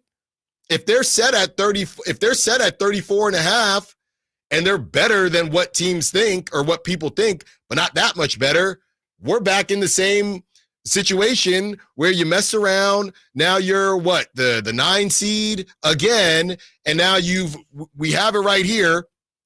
Now you change your odds from, and this isn't completely direct because we don't know how teams are going to finish West and East, but now you've gone from a 26.3 chance to be in the top 4 all the way to 20th. You would lose 6 percentage points because you messed around and you were, the 9 seed, the 9 seed, whatever it is. Yeah. But for example, the Bulls didn't get Cooper Flagg because of Josh Giddey hitting a half-court shot. So that is that's the scary part of this. That's the scary part of this. You can't control it now, right? All we can do is hope. Okay, hey, get us the playoff t-shirts or just miss the whole thing and give the Kings a chance at getting a top 4 pick. That's all we can hope for at this point. And some people don't even hope for the playoff t-shirts. I know we've had that conversation before. But where they're at right now, and regardless of how this season ends, I know even if 2027 isn't supposed to be that good of a draft class, hey, people have been wrong before. But you cannot continue to fight this because you're fighting it for nothing.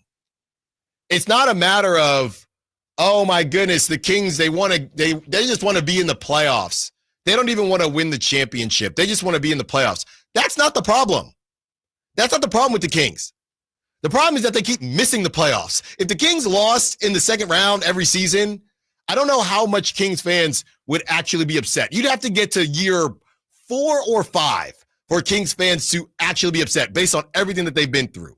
The problem is you not taking your medicine and not saying uncle, but also not making the playoffs. Well, that's the problem. Well, not taking your medicine after you make the decision to fire the unanimous coach of the year, trade your all-NBA point guard, and fire the general manager that built the team that was good enough to win 58% of their games over a 2-year stretch. When you made the call that that was not good enough, it was not going to get better, right? There's just no way that it's going to get better when you make those 3 decisions. And sure, maybe it's not going to be as disappointing as last year, right? They didn't have their draft pick from the Herter trade. They lost in the play-in. You know, they had half a season with the interim beam team, no point guard, all that stuff, right? It might not be as disappointing as last year, but it's also not going to be as good as when you had De'Aaron Fox. That we know for certain because you can't trade away an all-NBA player and not get an all-NBA player in return. Look, and the other part of that is this, and I think that a lot of people have been more comfortable admitting this as time has gone on. Yeah, that 2023 season, I'll put it to you like this. We don't even have to say the 2023 season was a down season for the Western Conference. We don't have to say that. We could say that, but we don't have to say that. All we have to say is that the West is even better now. So team, worse. Conference, better. That's a problem.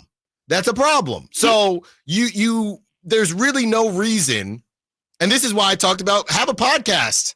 You know, Zach LaVine or DeMar, talk about how you're believing in this team when others aren't. If you are believing in this team, DeMar DeRozan sounds like he's going to be with the Kings when everything tips off in October. What went into that? What went into that thought process? And he doesn't owe us anything. I just think it would be a little fascinating to know how they feel.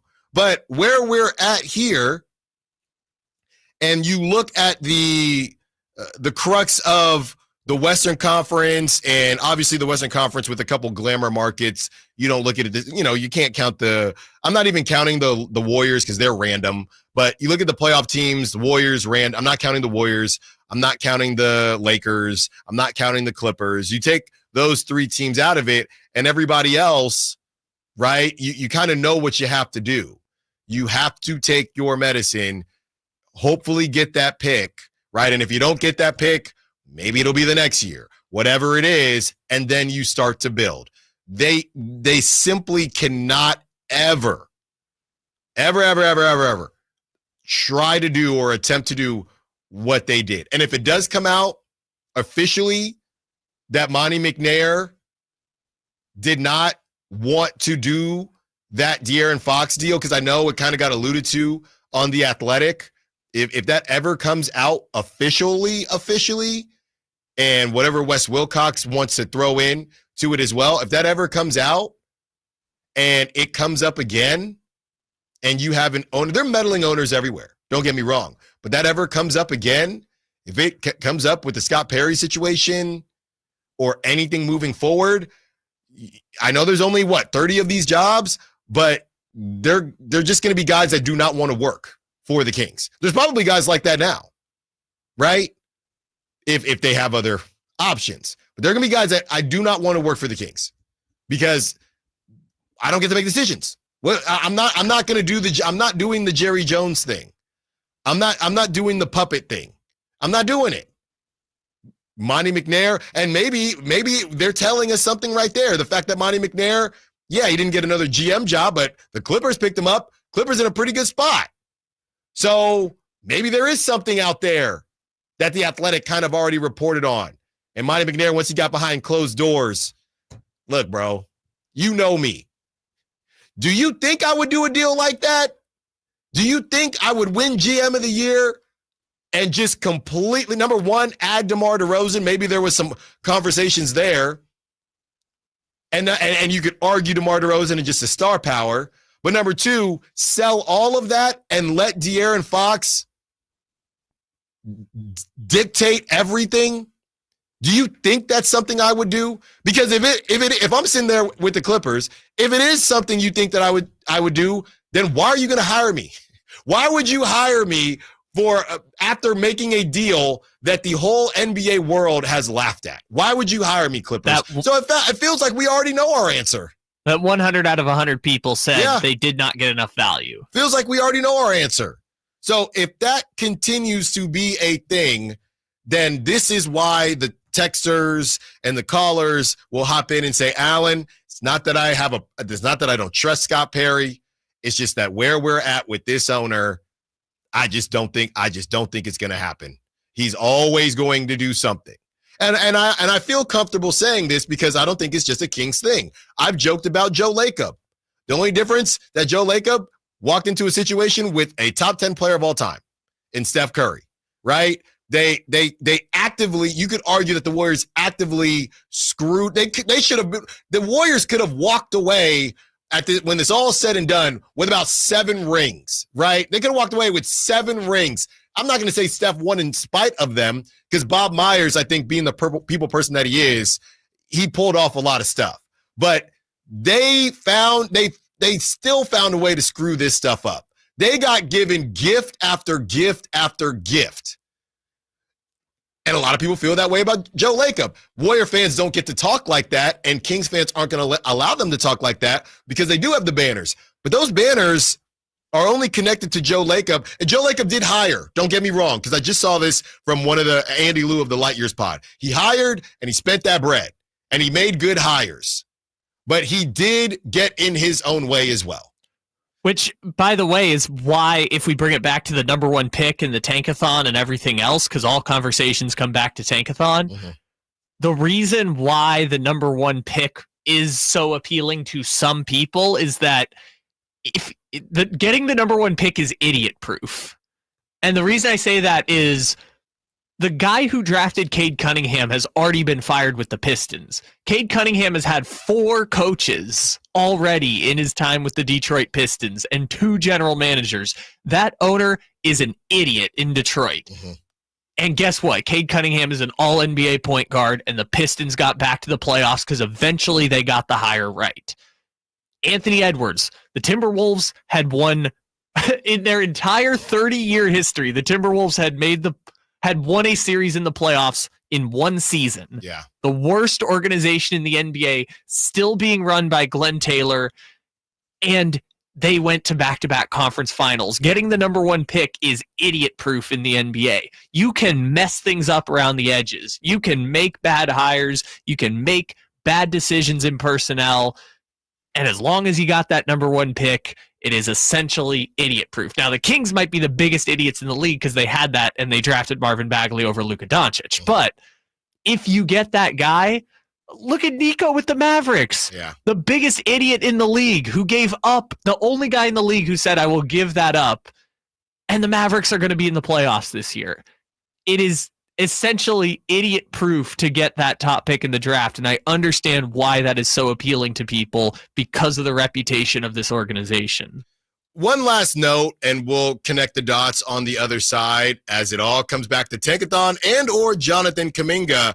Based on everything I just said, should the Kings even be in on Jonathan Kuminga? Also, we get to Sam Amick, not roasting, but roasting in a Sam Amick way, the reports on all the Kings have to do is remove the pick protections. Allen Stiles, Sacramento Sports. Sacramento weather is brought to you by Fidium Fiber. I'm Tamara Berg in the KCRA 3 Weather Center. For your Wednesday, it's going to feel warmer. That's the key word to today. Plenty of sunshine to be expected, light winds, afternoon temperatures peaking in the upper 90s, cooling down to the low 60s overnight tonight. You can get the latest forecast on the KCRA 3 News and the KCRA 3 app. It's about time they fix that pothole. Invented better windshield wipers. made an internet that just works. Fidium Fiber Internet, starting at only $30 a month. It feels like Fidium. Offer available to residential customers only. Terms and conditions apply. See Fidium.com for details. Power, grit, and capability. You'll find it all at Kia of Vacaville today. Tackle the road or no road at all with Kia of Vacaville in the spacious 2025 Kia Telluride. Rugged, aggressive, and built for adventure. Or load up the crew and hit the trail in the versatile 2025 Kia Sorento. Need efficiency for the daily grind? Kia of Vacaville has you covered there too. Swing by next to the Vacaville outlets or check out inventory online at KiaVacaville.com. Limited inventory available, so hurry in now. See dealer for details. Hey, it's Carmichael Dave. I got to tell you, I am so excited to get this decking project started with Trex Decking and Railings. From the first time I stepped foot in the showroom last week, I was so impressed. So many color options, heat-resistant composite deck. What does that mean? That means I don't have to do any maintenance on it whatsoever. They even have a deck designer, so you can go online and see what your dream deck will look like on your house. Just visit Trex, that's Trex.com to get it started. Tell them Carmichael Dave sent you. Brought to you by Xfinity. Sports are unpredictable. The price of your internet shouldn't be. Introducing the 5-year price guarantee. One consistent internet price for 5 years with no annual contracts. Guaranteed. Get ready for a night out with Jordan Davis. It's Country in the Park 2, Saturday, September 13th at Cal Expo. Along with special guests Mitchell Tenpenny, Locash, Vincent Mason, and Avery-Anna. Make it a family day out with food trucks, games, dancing, and more. Saturday, September 13th at Cal Expo. Sponsored by the California Army National Guard and Hot Valley Brewing. Tickets at CITPFest.com. Hello, Sacramento. I'm Emran Pilati, owner of True Sports Cards and Collectible Store here in Rockland, California, and the host of the True Sports Cards Show that airs right here on Sacktown Sports 1140 every Saturday from 10 to 11 a.m., where we discuss the latest trends, hottest products, and deliver exclusive interviews with other industry leaders. And don't forget to visit our shop, True Sports Cards, at 6661 Stanford Ranch Road in Rockland and see what we have for all your sports card and memorabilia needs. Shaking by dry on a coastline. Zach Bryan, live in concert. Friday, August 15th, Golden Gate Park. Baptize me in a bottle of beer with Kings of Leon, Turnpike Troubadours, and Olin Hoffman. Zach Bryan. Tickets are on sale now at GoldenGateParkConcerts.com. Brought to you by your friends at Another Planet Entertainment.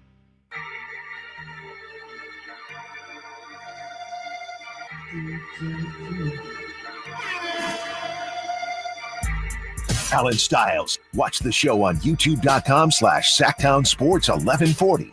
Or listen on the Sacktown Sports app.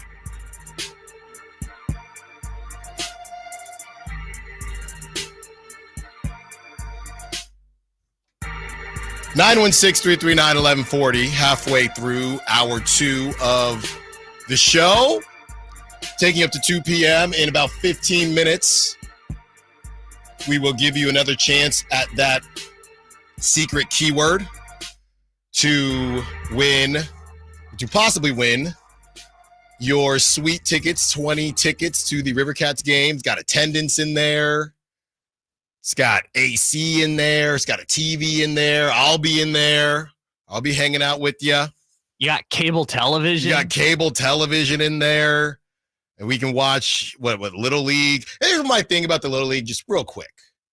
Okay? Uh-oh. No, I love the Little League. Oh, you've already had a tough week with kids, you know? No, here's my problem. I love that they're airing it. I love that they're airing the Little League World Series. My problem is that this is not the Little League World Series. I love that they're airing more baseball, more Little League baseball, but they're calling it, they've got Little League World Series hashtags. This is not Williamsport. These are the regionals. These are the regionals. So just call it the region. This is the swirly conversation. This is the participation trophy thing. Here we go again. No, this is the participation trophy thing. They're not at the Little League World Series. Sure, but I you guess can televise it, but just call it regionals. You're saying it's like the NLCS using hashtag World Series? That's exactly right. That's exactly right. That's all. I'm watching them. I think the Southeast Championship is today. I'm watching all of it, but it's not the World Series.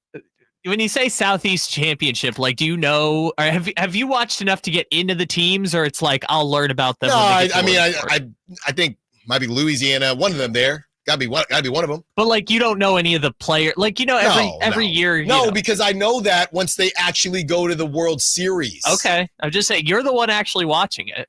Okay. Annual, and speaking of a Little League, this is the same age, annual backpack and school supply drive at Walmart.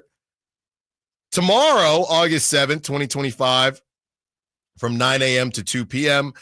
In Elk Grove, 8465 Elk Grove Boulevard. Come support the youth in Sacramento by donating school supplies to those in need. Highlighters, Post-its, whiteout, mechanical pencils and pens, composition notebooks that are college-ruled, binders, folders, pencil pouches, glue sticks, and colored pencils. Any and all donations are very much appreciated.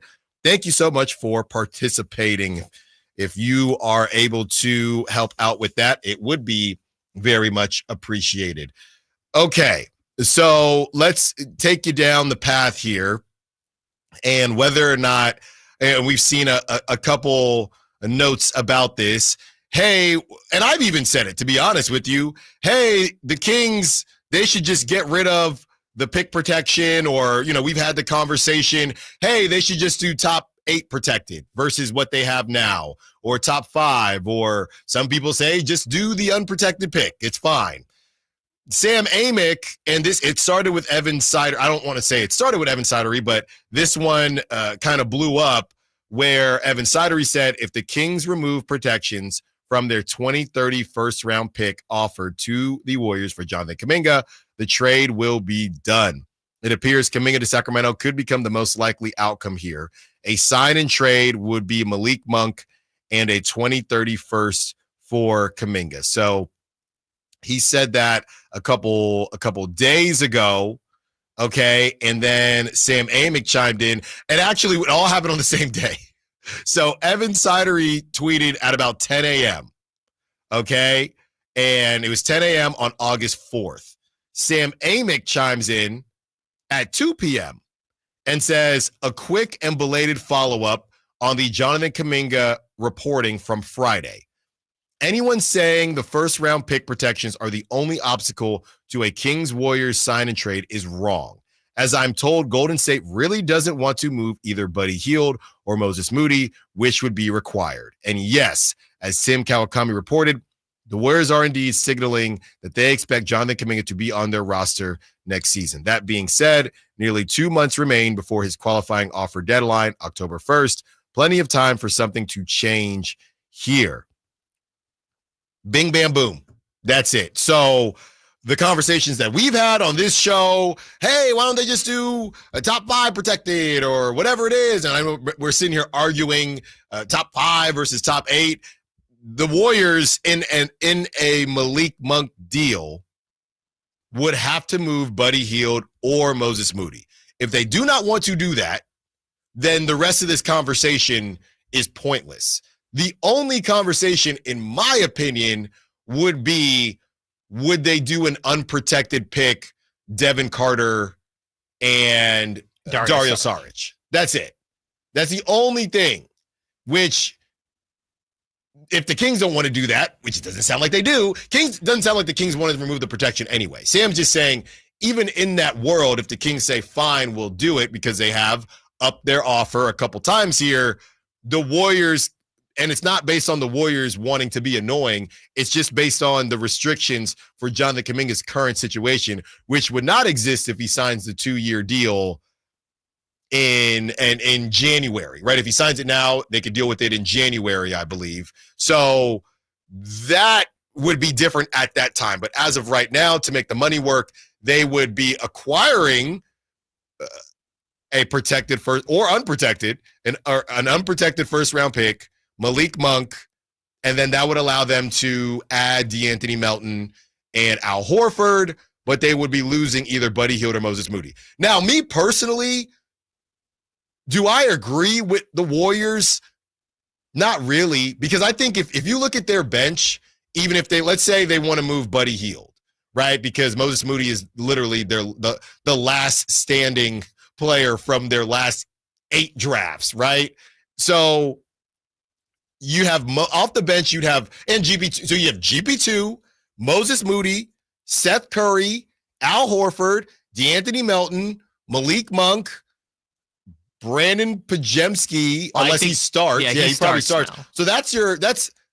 Oh, but you still have Guy Santos, Quentin Post. That's 6 right there. You have your starters. That you're not running an 11-man. They tried to run back the, what was it, strength in numbers last season and play 10 or 11 people every single game. It did not work out. Well, it worked until Steph Curry got hurt. Yeah, because it's strength in numbers, but there's one really important number, and that's 30. So I kind of disagree with what the Warriors are doing simply because as it stands now and they don't make that move, okay, so you bring back Jonathan Kuminga, then you can sign those guys that you're waiting on. So Buddy Hield, Moses Moody, Jonathan, a ticked off Jonathan Kuminga, Al Horford, DeAnthony Melton, Seth Curry, GP2. That's 7 dudes off your bench. Well, and none of them are bigs. No. So you'd have to have what, Guy Santos or Quentin Post? Yeah. Who was unplayable once they got to he's nice in the regular season, unplayable. And you got Trace Jackson Davis, who's I guess there. Draymond's going to have to play the 5 sometimes, but yeah, I guess I just don't know what their role, maybe they don't have a role for Kuminga if he comes back. I think, well, that's why everybody's saying they're just posturing. I mean, you can say that, but like, I understand why they might not want Malik Monk specifically, but or even just trading away 2 players for 1, right? Mm-hmm. Like losing Kaminga and Buddy Hield and only getting Malik Monk. But then again, you could also add Devin Carter. Again, there's a whole winding road of trades they could make, but I understand why they wouldn't want to make the trade.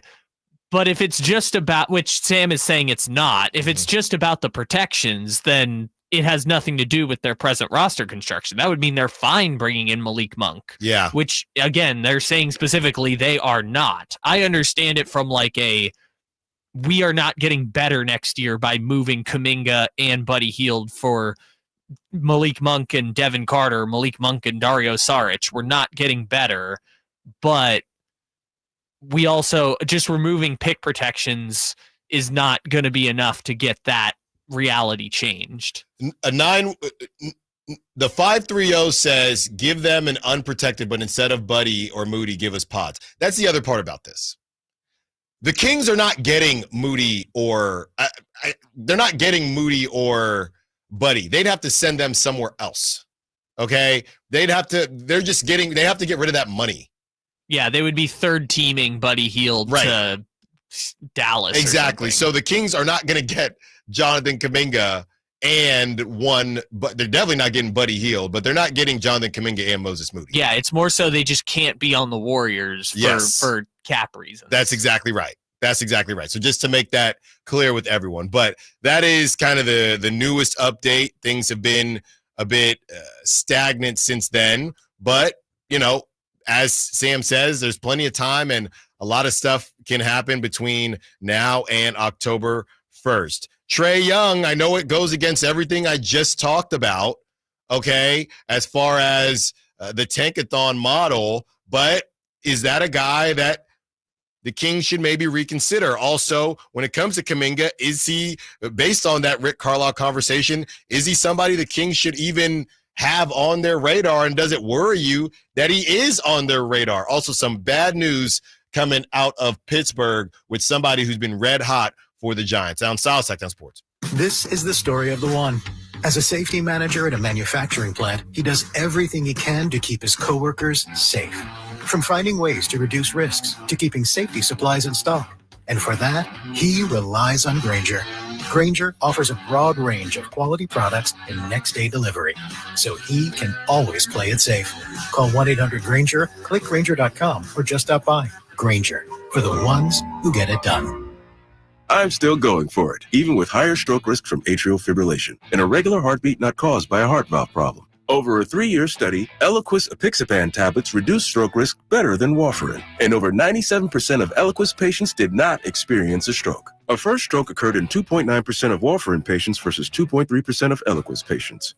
Don't stop prescription Eliquis without asking your doctor. Stroke risk may increase. Eliquis can cause serious and potentially fatal bleeding. Don't take if you have an artificial heart valve, abnormal bleeding, or antiphospholipid syndrome. While taking, you may bruise more easily or bleed longer. A spinal injection increases blood clot risk, which may cause paralysis. Get medical help right away for unexpected bleeding or bruising, or back pain, tingling, numbness, muscle weakness, or incontinence. Aspirin products, NSAIDs, SSRIs, SNRIs, and blood thinners increase bleeding risk. Tell your doctor about planned medical or dental procedures. Learn more at Eliquis.com or call 1-855-ELIQUIS. I'm still going for it, even with higher stroke risk from atrial fibrillation, an irregular heartbeat not caused by a heart valve problem. Over a 3-year study, Eliquis apixaban tablets reduced stroke risk better than warfarin, and over 97% of Eliquis patients did not experience a stroke. A first stroke occurred in 2.9% of warfarin patients versus 2.3% of Eliquis patients. Don't stop prescription Eliquis without asking your doctor. Stroke risk may increase. Eliquis can cause serious and potentially fatal bleeding. Don't take if you have an artificial heart valve, abnormal bleeding, or antiphospholipid syndrome. While taking, you may bruise more easily or bleed longer. A spinal injection increases blood clot risk, which may cause paralysis. Get medical help right away for unexpected bleeding or bruising, or back pain, tingling, numbness, muscle weakness, or incontinence. Aspirin products, NSAIDs, SSRIs, SNRIs, and blood thinners increase bleeding risk. Tell your doctor about planned medical or dental procedures. Learn more at Eliquis.com or call 1-855-ELIQUIS. Hey, it's Carmichael Dave here for Capital Casino, Sacramento's #1 poker room, inviting you to come join them every Wednesday for their midweek madness drawing, giving away $2,000 in total cash starting at 6 p.m. It's a safe and friendly environment, plenty of well-lit parking available, and it's conveniently located right there in downtown Sacramento. And remember, best food, best service, best games, 411 North 16th Street in downtown Sacramento. For more information, log on to capital-casino.com and gamble responsibly. 1-800-GAMBLER. Staples presents That Was Easy. Big year. I'm starting middle school. Welcome to the jungle, Missy. Best part? My parents promised me a new laptop. Perfect for homework, essays, and drudgery. So we went to Staples. They had all the latest tech, and laptops were up to 40% off. Woo!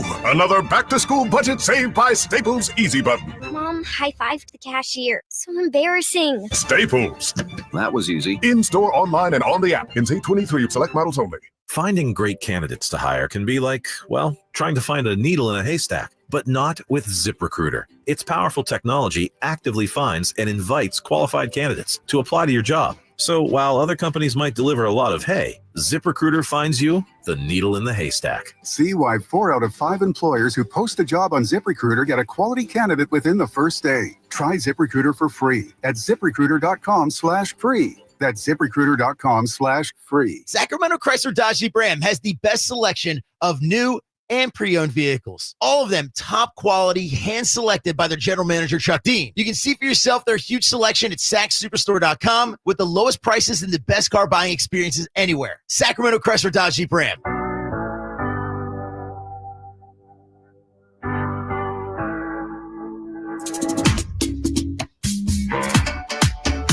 Live and local. It's Allen Stiles on Sacktown Sports.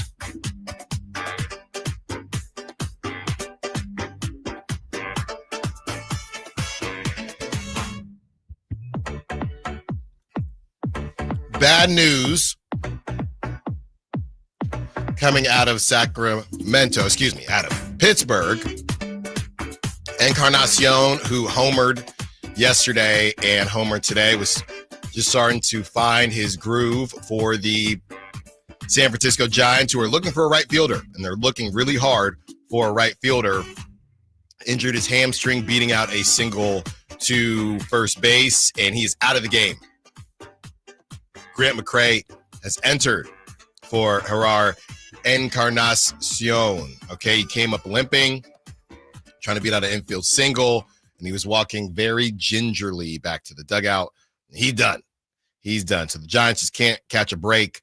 They are just, normally it's the left fielder, how they start a new left fielder every season. But right now, the issue is the right fielder continues to be a revolving door. And every team has that. I don't think the Giants are going to live or die by the right fielder. It's the guys that you're paying a lot of money to. But it is also nice to know somebody's locked that down. And as Encarnacion, who's just got immense power, was just starting to maybe figure it out a little bit. Now he gets injured. Here comes Grant McCray, and we're all looking for Luis Matos. Yeah, that's all looking for Luis Matos. That's what you pay the money for, is to have security at that position, right? That's what essentially the Kings would be paying Keegan Murray for, right? Is for $25 million a year, you're locking down a starting forward position. At this point, the starting four, right? And the Giants have already done this, right? Jung-Hoo Lee for $20 million a year for 6 years, you're locking down center field. Willie Adames for $30 million a year for 7 years, you're locking down shortstop.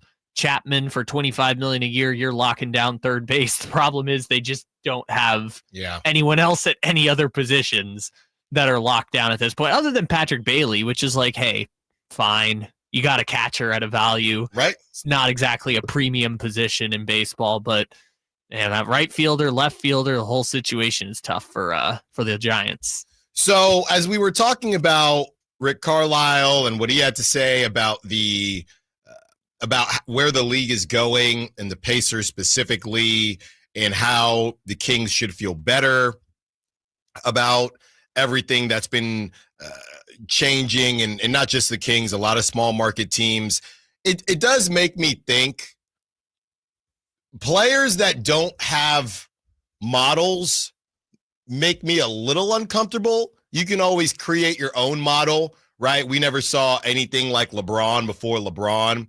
We never really saw, and look, one of the OGs out there can correct me if I'm wrong, but Giannis was, I mean, they call him the Greek freak for a reason. Steph Curry, kind of one of its kind. So we had never, ever seen a second round pick become a 4-time MVP until Jokic. Sure. Yes, exactly. So obvious stuff like that, or stuff that becomes obvious like that, you're not going to have a model for that, because they are their own, they are their own player, right? And they've created a new model. Really, you can either fall under a model or you create a new model. The problem with Kaminga is that I'm not really sure what his model is, or if he's good enough to create his own model. Because when I watch Kaminga, like I said, we've joked and called him Baby Giannis, because that's kind of how he wants to play and overpower people. He's a little bit of a better shooter, but that's because he's not Giannis. But the one thing that worries me about Kaminga is that if you're adding a guy with no model, you better be pretty sure that he is going to be really good at who he's going to become, or the model that he's about to create. And I don't know what that looks like, right? I've joked and said he's a combination of mini Giannis and Jaden McDaniels or something like that. But I think he wants to be more Giannis than Jaden McDaniels. So I'm not off of moving or moving for somebody like Kaminga. So he wants the ball. He wants to be a dude. He wants all these things. He wants to get paid. But I'm looking around at the league and trying to find who the Kaminga model is, and I don't see it. And that's scary to me. It's not scary to me if he was a guy who just wanted to figure out what his role is. But since we know that he doesn't want to be Herb Jones and he doesn't want to be Jaden McDaniels, okay, now we're trusting a 22-year-old to take us to some version of the promised land. That is one thing that scares me about Jonathan Kuminga. And you can help me out here, 916-339-1140. If there is a player that he reminds you of, help me out. right? And it would have to be a player that obviously is worthy of a conversation and is somebody that is a first or second option because that's who he wants to be. But I am struggling to find the Kaminga model, and that scares me when he is talking the way he's talking, saying, I'm going to do this or I'm going to do that. That is something I don't mind the Kings going after him, but I feel much more comfortable when we kind of know what we're getting. And I know we're living in a time where, what is Luka? What's the Luka model, right? I get that. But these guys are top picks. I know he went 7th, but these guys kind of forced their way. Kaminga, if we're being honest, he did not force his way. Now, we can joke about how much Kerr doesn't like him or like playing him, I should say, but he did not force his way into that lineup. He did for a bit, got injured, and he was injured for a good amount of last season, and then they had Jimmy Butler. But and they weren't good, by the way, when Kaminga was kind of running the show. They were the 10 seed, right? They were in the same spot as the Kings. 209 says Kaminga is the next Hawks Josh Smith. I don't think he shoots that well.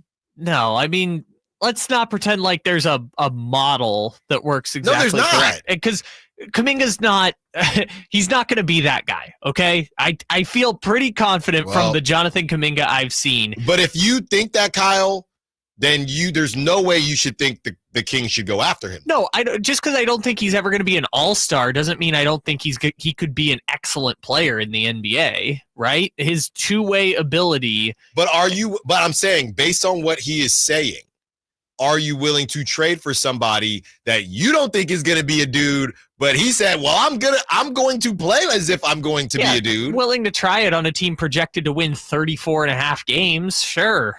And they're getting him at a discount, right? Like, even if he's Jabari Smith Jr., that's a great pickup for the Kings. Great. At 3 years, $62 million, and it only cost you Malik Monk and a protected draft pick. Great acquisition. So do you think at some point, right, you draft him and, hey, we're trying to, we're going to try this thing out year 1, year 2, full Kaminga runway, right? Or at least, him and Levine are the 1 and 2. Sure. So now he's 24, 25 years old, and you have your exit meeting or whatever it is, and Scott Perry says, brother, you got to find a lane, right? Is that what it is? Hey, we'll trade for you since we're not doing bleep now anyway, and you got 2 years to run amok, and we'll see what happens. After 2 years, you're going to be Jabari Smith Jr. or you are going to be Jaden McDaniels after 2 years. Yeah, you know who's like that? A lot of players in the NBA. You get to year 8, you either got to pick a lane or a team's got to believe in you as one of those go-to guys. Kaminga is not unique in that situation. It's just, and by the way, it's a good problem to have. If he lives up to his contract but doesn't blow it out of the water, good. Like, I'll take it. He'll be a starting 4 for the Sacramento Kings for 3 seasons. And they got it for Malik Monk and a protected draft pick if they, make that deal. I don't think he's ever going to be an all-star, but that doesn't mean they shouldn't trade for him. 916-339-1140. That is the number to call in. Also the number to text in if you want to win a suite to the Sacramento Rivercats game on August 20th. We're giving you the chance to live the sweet life with me, Allen Stiles, this week with the ultimate giveaway of a Sacramento Rivercats suite for August 20th. Each suite includes 20 tickets, dedicated suite attendant, cable television, and climate control indoor and outdoor seating, panoramic view of the game, and access to the Sky River Casino Solon Club. Listen all week for the keyword of the day. Text into 916-339-1140 for your chance to win. Today's keyword, baseball. BASEBALL. Baseball. Text in baseball, and that will give you a chance to win the sweet life with Allen Stiles, me, on August 20th. When we return, Scott Perry, we said yesterday, or Carmichael Dave said yesterday, that there's a connection between signing Jonathan Kuminga and signing Russell Westbrook. Is there a world where they still sign Russell Westbrook even if they don't get Jonathan Kuminga? Allen Stiles, Sacktown Sports. The Drive Guys. From the 925, Braun has not lived up to his end of the bargain. Fake bubble ring is a joke? Is that Daryl Morey's burner? Would you want LeBron to join Sabonis to finish his career where he started? Kings fans, would they want LeBron right now? Right now. You can listen to The Drive Guys Monday through Friday from 2 p.m. to 6 p.m. on 1140 a.m., YouTube, and the Sacktown Sports app. Do Crohn's disease or ulcerative colitis symptoms keep coming back? Tremfya guselkumab may help, with rapid remission achieved at 12 weeks and lasting clinical remission at 1 year. Some even saw visible improvement of their intestinal lining at 12 weeks and 1 year. Tremfya is a prescription medicine used to treat adults with moderately to severely active Crohn's disease and adults with moderately to severely active ulcerative colitis. Serious allergic reactions and increased risk of infections and liver problems may occur. Before treatment, your doctor should check you for infections and tuberculosis. Tell your doctor if you have an infection, flu-like symptoms, or if you need a vaccine. Healing is possible with Tremfya. Approximately 3 out of 10 patients were in endoscopic remission at 1 year, based on areas visualized on colonoscopy, which may not represent the deeper bowel layer or entire GI tract. Individual results may vary. Ask your doctor about Tremfya today. Call 1-800-526-7736 to learn more or visit tremfyaradio.com. With 25 award-winning years in Northern California, Ashton & Price is your local injury law firm. Pro attorney tip: if a firm presents as local but they're in LA, red flag. If your first consultation is not with a lawyer, big red flag. At Ashton & Price, your first consult is with a local attorney, and if serious injury prevents travel, a lawyer will come to you. Still not enough? George Washington's my uncle. At Ashton & Price, no red flags, just red, white, and blue. Remember, for the best advice, don't think twice. Call Ashton & Price. Hello, Sacramento. I'm Emron Pilati, owner of True Sports Cards and Collectible Store here in Rockland, California, and the host of the True Sports Cards Show that airs right here on Sacktown Sports 1140 every Saturday from 10 to 11 a.m., where we discuss the latest trends, hottest products, and deliver exclusive interviews with other industry leaders. And don't forget to visit our shop, True Sports Cards, at 6661 Stanford Ranch Road in Rockland and see what we have for all your sports card and memorabilia needs. Sacramento Rivercats baseball is where future San Francisco Giants are grown. Join us on Friday, August 22nd at Sutter Health Park for a special night celebrating the next generation of Giant stars. The first 2,500 fans through the gates score a free Giants Grown Here t-shirt, only available at this game. Don't miss your chance to rep Sacramento pride and see the Giant stars of tomorrow. Pick up your Giants Grown Here t-shirt on Friday, August 22nd. Get your tickets today at rivercats.com. Carmichael Dave here for my friends at American Energy Heating and Air. Yes, I always tell you they are a family-owned operation, been in business since 81, A-plus Better Business Bureau, but it is hot. We are in those Sacramento hot months. I want to focus on them being your second opinion partner. What does that mean? Maybe you've got somebody you're working with or you've worked with in the past in the HVAC world. Guess what? They want to give you a second opinion. How much does it cost? Nothing.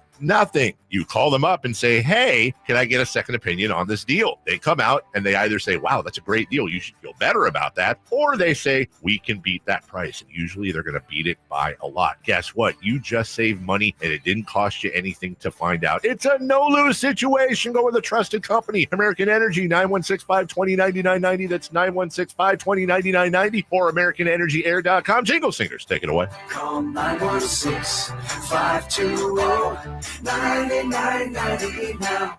The Giant Summer Sale is here. Get giant savings on our Giant selection only at Folsom Lake Honda, your one-stop Honda shop. Looking to own or lease? Save during the Honda Summer Event and drive a brand new Accord or Civic. See all our specials at FolsomLakeHonda.com. As a family-owned and operated dealership since 2009, customer service is our #1 priority. Our customers love doing business with us, and you will too. Folsom Lake Honda. Go to FolsomLakeHonda.com. Your one-stop Honda shop. Your local sports leader in the 916. KHD 1 Sacramento. KYMX HD3 Sacramento. From the Power Business Technology Toshiba Studios. Sacktown Sports 1140.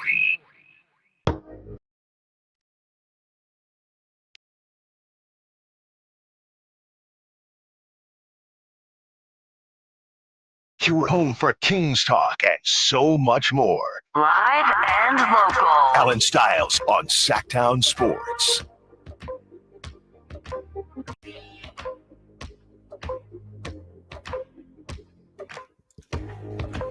$12 o'clock. 30 minutes. No commercials coming up. for you, and we are breaking down some of the moves that the Kings could make even if they don't land Jonathan Kuminga. Okay, how much does it feel like they want Russell Westbrook, Chris Boucher? And I don't know, did you see all? I know I saw people, Sam Quinn chiming in, and it's funny going back to and it's kind of been the theme of the show, the PR thing.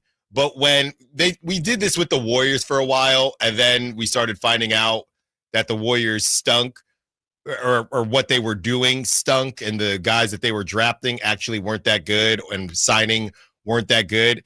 It was what a time to be alive when anything the Warriors did, all you had to do was watch a guy make 1-3 on a highlight reel that the Warriors signed, and people were legitimately upset.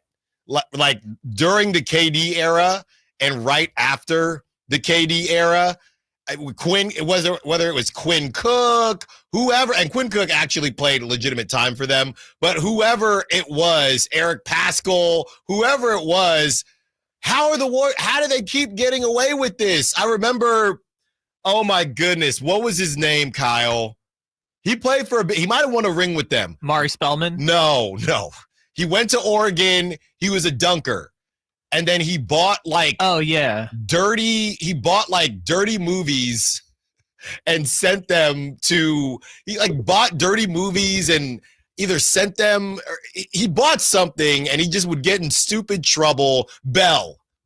Oh, Jordan Bell. Oh, he had some stupid thing in a hotel room where he bought I don't know, it was either snacks or dirty. It was something stupid. And people were thinking, what's wrong with this guy? And I remember when he got drafted, everybody, now they got a Skywalker, Jordan Bell, and yeah, he's out the league. Oh, he's been out the league for a minute. Someone paid him a bunch of money. I can't remember who it was, but to your point, it was just that era of, they got a guy. Let's see. The Timberwolves gave him a qualifying offer. Grizzly, Wizard. Yeah, it's not a lot after that. Oh, he was on the Bulls for 10 days, but yeah, it's other than that. Here it is. This is Andrew Bogut telling the story on a Bay Area station. I just got there a week later, and like a week later, the Jordan Bell thing happened. Bogut said, we're in Memphis, and usually when you're on the road, if you get room service or put something on your room, you just pay for it upon checkout. This hotel had a rule where if you didn't have a credit card on file, you had to pay for it on the spot. So Jordan Bell goes into the gift shop. I don't know what the bleep he bought, some candles, peanuts, just a bunch of random bleep, right? Decides, I'm going to sign this off to Mike Brown. He gets signed off, and as soon as he leaves, they call Mike Brown's room. Literally 5 minutes later, like, sir, you need to come back down because we don't have your credit card on file. You need to pay for that. He's like, I have no idea what you're talking about. I've been in my room for the last hour. So he goes downstairs, gets the receipt. Jordan Bell had originally signed the receipt in his name, and he scrubbed out the name, then signed Mike. So then Mike's clearly like, someone forged my name. That's not my signature. Wait, hold on. Let's not jump past that. So he wrote Jordan Bell, crossed out Jordan Bell, and then wrote Mike Brown. And they allowed it. And this is Bogut. It got bad, man. That's crazy. It got bad, man. So they got CCTV footage because Mike's like, I'm not paying for this. There's no chance in hell. So they get the CCTV footage, and you see Jordan Bell walking in there, and Jordan Bell's like, nah, it wasn't me. And they're like, we have you on camera. And he's like, oh, yeah, it was, but I was just playing a prank.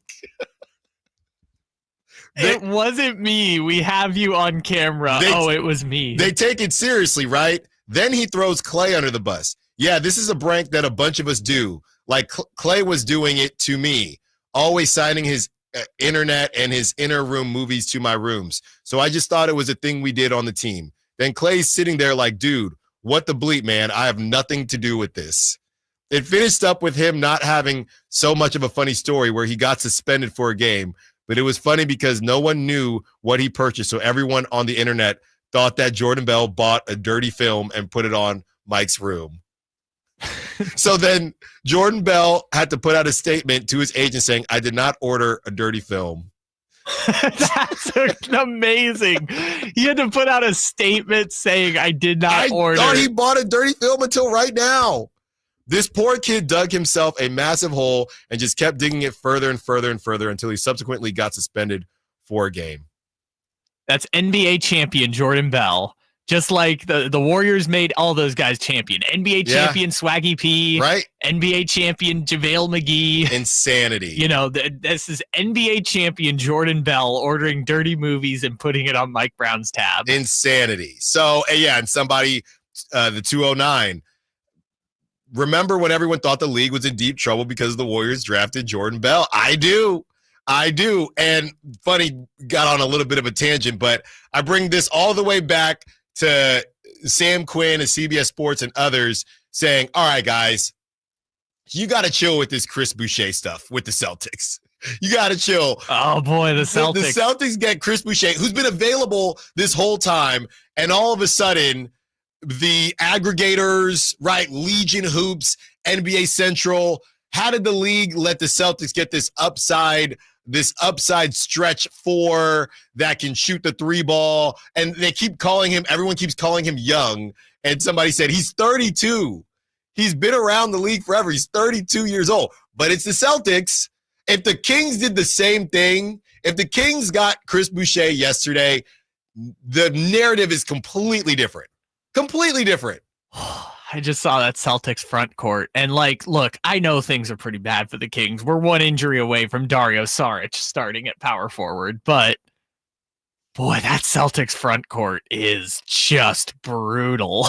And Chris Boucher kind of passes for a big name on this terrible, terrible Celtics front court with Xavier Tillman, Nimi Keita, Chris Boucher, Luka Garza, and Amari Williams. I don't even know who Amari Williams is, but is listed on the depth chart for the Celtics. They just needed a body, and Chris Boucher is actually probably pretty good given how deep in the hole they are in the front court. That's bad. So the Celtics unlock their offense with Chris Boucher and get a young upstart. Young, four, but not young. Yeah, young upstart stretch four that can stretch the floor for them. The only problem is he's 32, and he was available this whole time, and they're paying him $3 million. And they had to move Georges Niang to get him. And I like Georges Niang. He was a Boston guy. At least the Celtics know they're kind of where the Warriors were, with Amari Spellman and Derek Pascal. And somebody else also brought up Patrick McCaw, who the lore on Patrick McCaw is that Patrick McCaw actually did have a three-peat. He won the two with Kevin Durant and then was on the Raptors when they beat the Warriors. So he has 3 rings. 3-time champion Patrick McCaw. Yeah, again, that's just what the Warriors did. But those drafts, that was funny. That wasn't really the Warriors stinking because they were so good. They weren't getting high draft picks. It wasn't until after KD and the Clay stuff, that's when they started tricking off their situation. All of the Jordan Bells and Patrick McCaws, they weren't supposed to be good anyway, really. Sure. It was more so you put on that Warriors jersey and everybody thought you must be good now. Then they got real, actual draft picks. And they figured they stunk. They didn't know what to do with them. But there's just a lot of funny ones. But I remember back when I was in high school and the Warriors were winning championships, there were just so many amazing names that it was like, yeah, the Warriors are just turning these randos into champions. I mentioned Swaggy P, NBA champion, 3-time champion JaVale McGee, Otto Porter Jr. I forgot about this one, Anderson Varejao. Yes, NBA champion Anderson Varejao. Dude, they're just giving out rings. Who wants a ring? Varejao went from being like the best player on the LeBron 07 Cavs to a decade later champion of the league by being the 12th guy on the bench for the freaking Warriors with Steph, Clay, Draymond, and Kevin Durant. There's so many funny names on here. Damian Jones. Swaggy P. It's so funny to just think about the names. All champions, by the way, all rings are created equal, including for JaVale McGee and Swaggy P and Quinn Cook. And the last thing I'll say on that is that was kind of the last ring giveaway, because the ring giveaways were happening, and because the Heat had ring giveaways, because the ring giveaways were happening because of the big three, big four situations, and these teams were winning 2 and 3 rings. Now, that's not to say that the Thunder won't win 2-3 rings, but because of how the Thunder are built, you might have the other Jalen Williams be a 3-time champ, kind of young guys that aren't getting run, but I don't think you're going to find older players that are one wrong call from being out the league, randomly finding the whole ring chasing thing. It's not really going to happen if the Thunder keep winning championships, because maybe the Cavs or somebody, but the Thunder, they have so many young players. They're not taking any Jay Crowders or anybody like that. It was guys at the end of their career who knew they were going to win a championship with the Warriors, which I forgot about also, Zaza Pachulia. But okay, the only thing I'll say is that Zaza and I'll put Otto Porter Jr., they did help. They did help. I'm sure Swaggy P helped too.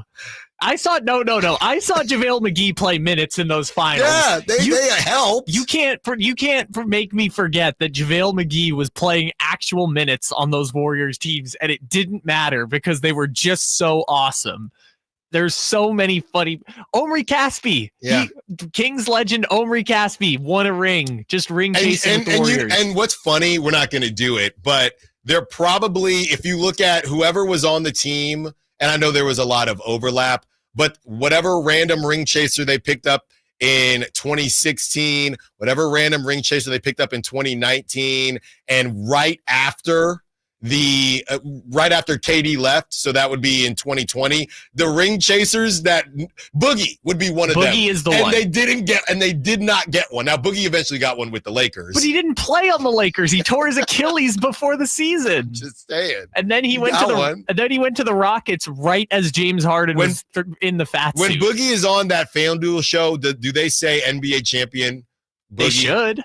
Because he is. You're the one saying he didn't play. Oh, remember Kai Bowman? Sorry, I just looked up. No, we call him Sky Bowman. Because he would dunk once every 5 games. Yeah, But he didn't get a ring, I don't think. No, I pulled up the 2020 team of the guys who ring chased a little bit too late with the Warriors. There's somebody with Dragan Bender played 9 games for them. Oh, I'm about to get this ring. Yeah, Juan Toscano Anderson, Marquise Chris. He eventually got one in 2022. Yeah. Marquise Chris. Oh, my goodness. Yeah, Willie Cauley-Stein was on that team. Give me that ring, baby. Yeah, man. Boogie is the one I always think of like, man, just did ring chasing all completely wrong. Because, again, then went to the Lakers, who won, but he got hurt, so he never played. And then was like, you know where I'm going to go next? The Houston Rockets. Yeah. And then James Harden said, I'm not going to be here. Yeah. What happened to... Because did Jay Crowder get one with the Bucks? Yeah, Jay Crowder. Yeah, he got one, right? Jay Crowder won one in 2021. I think No, wait. He went to the finals with the Heat. Didn't he go with the Suns or no? I'm trying to remember if he was on the Suns or the Bucks. Let's just look it up real quick. But I know he was in that finals. I can't remember. My guess is that he hasn't won because that's why he's still trying to play. Well, no, I think he just wants to. He has not won any championships. Wow, I told you. Crazy. That's why he's still playing. No, but that was the thing. I knew he was in that finals in 2021. I just couldn't remember if he was on the Suns or the Bucks for that final. He was eventually on both teams. Well, now that we're here, so what do we do? What are we doing with Boogie? If Boogie is a champion, right? Man, Jay Crowder just missed the window because he was on the Heat in the bubble that went to the finals, was on the Suns that went to the finals, then went to the Bucks as soon as the winning stopped. So what do we do with Carson Wentz? Is he a Super Bowl winning quarterback? Well, that's different because he he didn't play in the Super Bowl. No, that's like saying is Ronald Acuna a World Series champion? Like Carson Wentz was playing MVP level football. So is he or is he not? Carson Wentz, yeah. Because Carson Wentz was playing MVP level football for like 14 weeks on that Eagles team. He is a quarterback with a Super Bowl ring. He is not a Super Bowl winning on the list of Super Bowl winning quarterbacks. Carson Wentz is not on that list. No, but Carson Wentz did a lot for that team. I'm not saying he didn't. I'm saying he is a Super Bowl champion. Boogie Cousins is a Super Bowl winner, or I'm sorry, an NBA winner. You know, he never played, but got a championship ring. No, if Carson's in, then Boogie's in as well. All right, we had some fun. Let's get back on track here with the options that the Kings may or may not have moving forward before we get to training camp and ultimately preseason and ultimately the 2025-2026 NBA season. So the Kings still have the MLE and an available roster spot if they waive Terrence Davis. Westbrook right now doesn't really seem to have any other offers, at least not that we've heard of. And this would leave the Kings, if they did move on from Terrence Davis and bring in Westbrook, with 9 guards. 9 guards, okay? Dennis Schroeder, Russell Westbrook, Zach LaVine, Malik Monk, Keon Ellis, Devin Carter, DeMar DeRozan, Nick Clifford, who can kind of double a little bit, and same with DeMar DeRozan can double a little bit, and Dougie McBuckets, who can double a little bit as well. Here's my thing on the Westbrook situation. What's one more? If you really like Russell Westbrook, unless you thought first of all, how much time do we think that Devin Carter is going to play now, right? How much time do we think Devin Carter is going to play now? Because if the Kings and the Warriors, let's say they come to an agreement right now, okay? It just comes in. And they say, fine, we'll do the no protections, Devin Carter, or no, we'll stick with Devin Carter. No, not Malik, because that's a decent amount of time. Devin, because remember, Matt George a couple weeks ago said the Kings were looking to move off of Malik or Devin Carter before they bring in Russell Westbrook. And of course, I'm paraphrasing here, but Carmichael Dave kind of echoed the same sentiments. So let's say it's Devin, they unprotect the pick, and the Warriors say, screw it. We actually fired up Devin Carter's film, and we think it could work. Devin Carter, Dario Saric, and an unprotected pick. Here you go. Here's Jonathan Kuminga. How much time did we think that Devin Carter was going to get? Because that's normally how we do this. Okay, so-and-so's minutes are now going to this new player. I don't know if Devin Carter is getting 10 minutes a game. So who cares if you really want Russell Westbrook, and clearly you're not in a bidding war anywhere. The Kings are just looking at a bunch of guys that nobody else wants.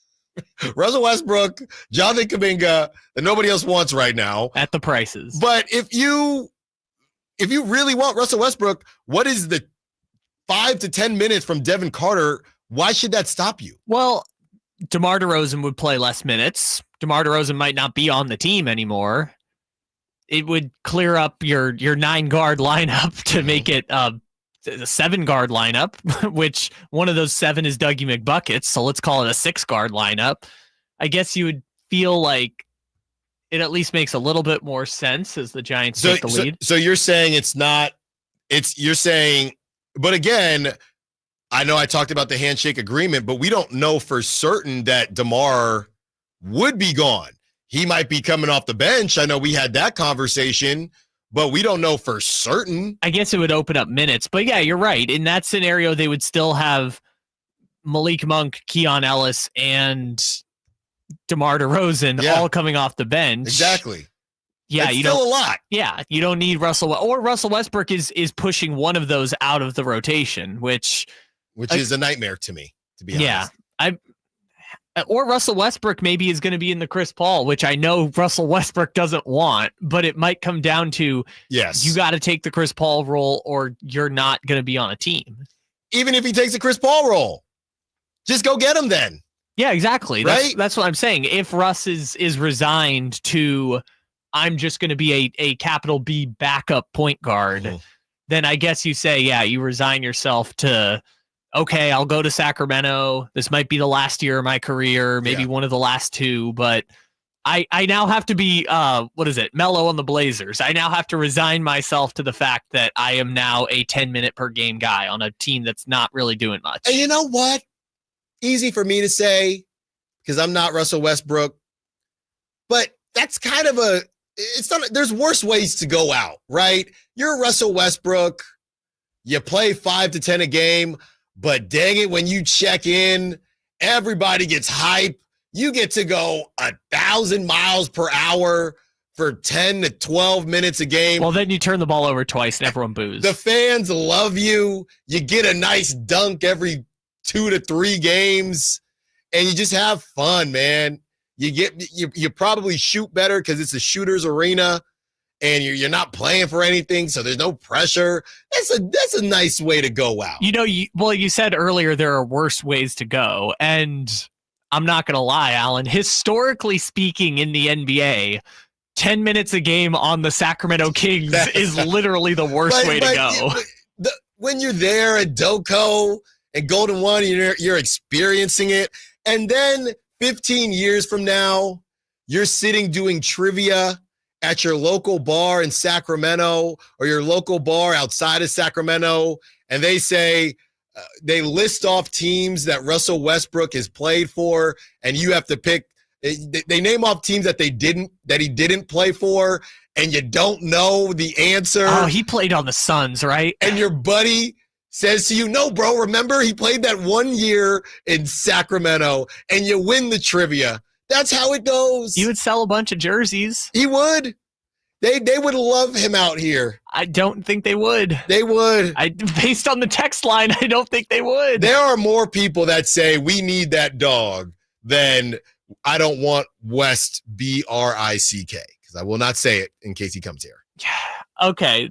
While we're having fun with this, obviously, but yeah, I mean, there's nothing stopping them from signing Russell Westbrook other than his role on the team. Mm-hmm. So if they don't land Jonathan Kuminga, the thing that's going to have to bend is Russell Westbrook's role on the team, just by default. I agree. In a 9-guard lineup, you literally cannot give Russell Westbrook, you physically cannot give him the role that he's looking for. There's just not enough time. But if he doesn't have any other offers, is he just going to go make isn't he an executive producer on that Bel Air show that they do? Is he just going to go make Bel Air? Hopefully, because I need season 3. Is he just going to go make TV show or executive produce? He makes clothes. He does a lot of clothing stuff too. Yeah. He's a stylish guy. Would he rather just do that and wait for someone to call him maybe in December, or maybe? Well, I don't want to wish this upon them, but maybe OKC has an injury and they're like, Russ, we need you on a 10-day. I don't think he wants come to home. Do it like that. I just don't know. Yeah, I don't know what he would do if the Sacramento offer came off the table. To be honest, the Dennis Schroeder thing is still, because we now know how much they like Russell Westbrook. The Dennis Schroeder thing is still a little bit head scratching, unless it's all just overblown, right? And we like Russell Westbrook. We'd like him to be a backup. We don't really have enough we don't have enough point guards. We also want to sell a bunch of jerseys. Yeah, Westbrook and DeRozan. It's not going to happen the way that we wanted it to happen. So maybe it's that simple.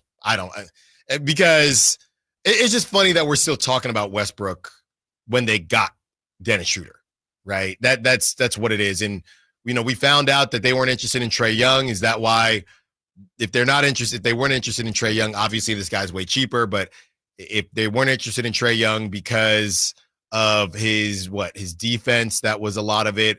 Is that why they maybe weren't interested in Tyus Jones? Because that's how I thought they could have approached this. Tyus or Trae Jones and Russell Westbrook, if you're going to do it like that, but especially on a team like this with this roster construction, but adding Russell Westbrook now, it just doesn't make sense. It's adding Russell Westbrook and Dennis Schroeder and not trading any of the 4 shooting guards, right? Between Levine, Ellis, Monk, DeRozan. Why would you bring all of them back and draft 2 combo guards in Devin Carter? I know Scott Perry didn't draft him, but Devin Carter and Nick Clifford, multiple people are now going to get squeezed. And I would assume Russell Westbrook is the first to squeeze. Okay. Slick Nick on the chat says, why are we comfortable with Levine and Sabonis and they play no defense? Well, Slick Nick, if you're Scott Perry, you kind of inherited them, right? You don't, and Domantas Sabonis, look, not everybody is going to have to do everything. Domantas Sabonis gets a pass, and Domantas Sabonis' defense is a little bit better than I think advertised. And Zach LaVine was on the team when he took the job, and there's not really a trade market for him. So I don't think it's about being comfortable. Like I said, I don't know how these guys fit into Scott Perry's long-term plan, but he's cleaning his room right now, and he's trying to do one thing at a time. So I don't think he's comfortable with the fact that they don't play defense. There's just nothing else he can do. That's pretty much it. When we return, let's keep the point guard conversation going. If you could pick a perfect point guard in the NBA to pair alongside Domantas Sabonis, Zach LaVine, and Keegan Murray, would you pick Dennis Schroeder? Would you pick Trae Young? There is no salary issues here. Just in your mind, who is the type of point guard that the Kings' current roster needs? Allen Stiles, Sacktown Sports. At Fisher Investments, we may seem like other money managers, but we're different. Are you really that different than the rest of us? We are. As a fiduciary, we always focus on what's best for our clients. What services do you offer besides investing? We have a team of specialists in financial planning, estate planning, and more. Your clients rely on you for all that? Yes, we ensure clients receive unparalleled service at every step of the relationship. Okay, but you still sell commission-based products, right? No, because we believe that's a conflict of interest. We prioritize service over sales goals. So then how do your fees work? We have a simple and transparent fee that's a percentage of our clients' portfolios. So we do better when our clients do better. Wow, we're more different than I thought. At Fisher Investments, we're clearly different. Learn more at fisherinvestments.com. Investing in securities involves the risk of loss. There was always a crowd gathered around our dining table when I was growing up. Hi, I'm Frank LaRosa with a word about Naturewood Home Furnishings. Everyone was welcome at my mother's table, so holidays, birthdays, and celebrations always included family and friends. I used to think I was the most popular kid in the neighborhood until I realized that my friends were really there for my mother's incredible cooking. Years later, when I bought my own dining table from Naturewood, I made sure it was large enough to make friends feel welcome. And right now, during Naturewood Home Furnishings' Dine in Style sale, you have an opportunity to find the perfect dining room furniture to help you create your own treasured memories. Choose from casual to formal or anything in between. Visit Naturewood Home Furnishings during the Dine in Style sale off Highway 50 at Hazel. Look for the water wheel. Get in on the action at Sky River Casino. With over 80 table games, the hottest slot machines, and a thrilling high-limit room, you'll enjoy a casino experience on a whole new level. Just minutes from Sacramento, right off Highway 99 in Elk Grove. Join in the fun. Sky's the limit at Sky River Casino. Visit skyriver.com today. Gambling problem? Call 1-800-GAMBLER. Are you thinking about buying a new car? Well, maybe you're on the fence. Let me help you out. Kyle Draper here for Mercedes-Benz of Stockton. From the first time I stepped into the MP of Stockton showroom, I knew I made the right choice. I settled on the all-electric EQS SUV. It's comfortable, stylish, and most importantly, it's safe. Mercedes-Benz has the reputation of making the finest cars in the world. Now it's your turn to experience what I already know. Mercedes-Benz of Stockton is the best car buying experience you'll ever have. It's just a short drive down I-5 or anytime at mpofstockton.com. Get ready for a night out with Jordan Davis. It's Country in the Park 2, Saturday, September 13th at Cal Expo. Along with special guests Mitchell Tenpenny, Locash, Vincent Mason, and Avery Anna. Make it a family day out with food trucks, games, dancing, and more. Saturday, September 13th at Cal Expo. Sponsored by the California Army National Guard and Hop Valley Brewing. Tickets at CITPFest.com. Finding great candidates to hire can be like, well, trying to find a needle in a haystack, but not with ZipRecruiter. Its powerful technology actively finds and invites qualified candidates to apply to your job. So while other companies might deliver a lot of hay, ZipRecruiter finds you the needle in the haystack. See why 4 out of 5 employers who post a job on ZipRecruiter get a quality candidate within the first day. Try ZipRecruiter for free at ZipRecruiter.com/free. That's ZipRecruiter.com/free. Progressive knows when you're in your RV, you're already on vacation. That's when you become Vacation You, who just camped where there's absolutely no shade.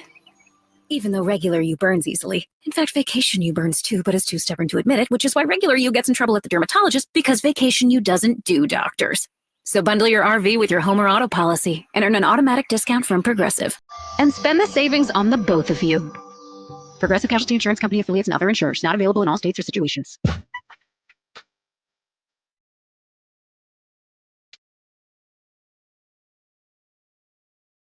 Allen Stiles. Watch the show on youtube.com/Sacktown Sports 1140. Or listen on the Sacktown Sports app.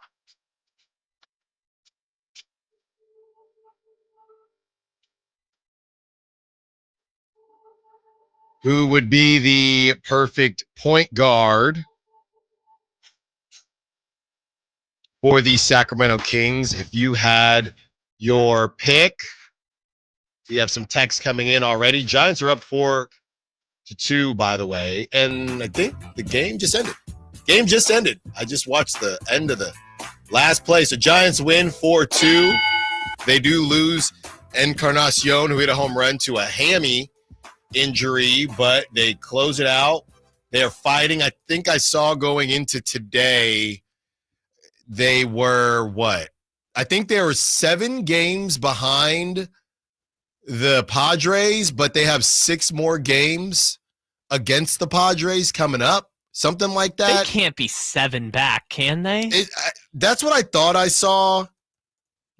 Maybe it's not that many, but it was something where whatever they were back, they were going to face. They're 6 back right now. Yeah, I think so. I think they're either 6 back and they have 7 more games against the Padres. They have a bunch of games against the Padres. That's the bottom line. Yes, they play the Padres a lot. And that's who they are. One of the teams, I guess, the most realistic team they are chasing. So they win today. Kyle, I'm assuming the Padres play today as well because every team plays every single day. So they have the Diamondbacks. The Padres do today. So Giants gain a game. Go Diamondbacks. Go Diamondbacks. Hey, man, Padres are killing it right now. Except what I told Whitey about this. It's so weird. So I don't have MLB.TV, so I can't watch the Padres. Mm-hmm. But every time I end up watching them, either on cable or whatever, they always lose. And I know the team is awesome, but every time I watch them, you should watch them tonight. Is it on TV? I wish I could. Yeah, Diamondbacks, probably not. I don't know.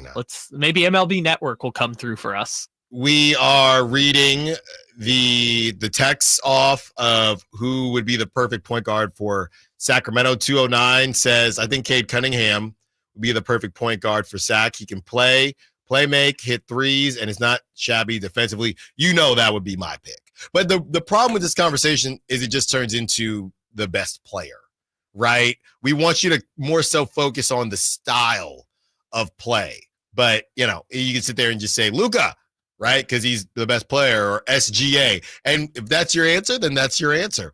530 says Chris Paul starting and Westbrook off the bench would be better than Schroeder.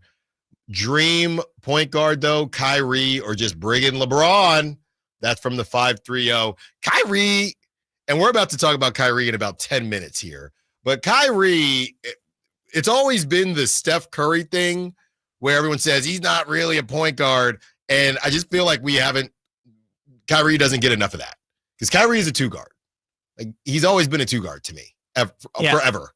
Yeah. But it feels, maybe because Steph is, it's easier to talk about Steph. But I've always wondered, why does Steph get the point guard, the not point guard stuff, but Kyrie doesn't get it as much? Because Kyrie makes cool passes. That's right. And he reminds everybody of And1 from back in the day before the Cat Crew was alive and Kyle was too. I was not even that old. The Cat Crew person, I didn't make this joke, but the Cat Crew person said they were 3 when you graduated high school. I was 6. That's still better. A little bit. Still a little better. 530 says, serious question. When was the last NBA champion with no guy over 6'10" in the starting lineup? We need size. It's got to be like 1963 or something where there were it was like Wilt Chamberlain and a bunch of 6'5" guys. It depends how tall Kevin Durant is claiming. That doesn't count. They still had Anderson Varejao. No. Depends how long. Let's see here. I got it up here.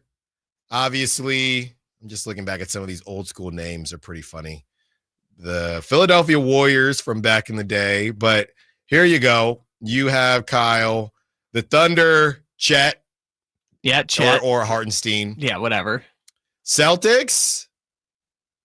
Porzingis. It's like 7'4". Yeah. I mean, he played like 3 games. The Nuggets, Jokic. That Warriors team.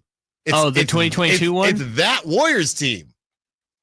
Let's pull it up. It's definitely that Warriors Let's go team. to the tape. Let's see. 2022 Warriors.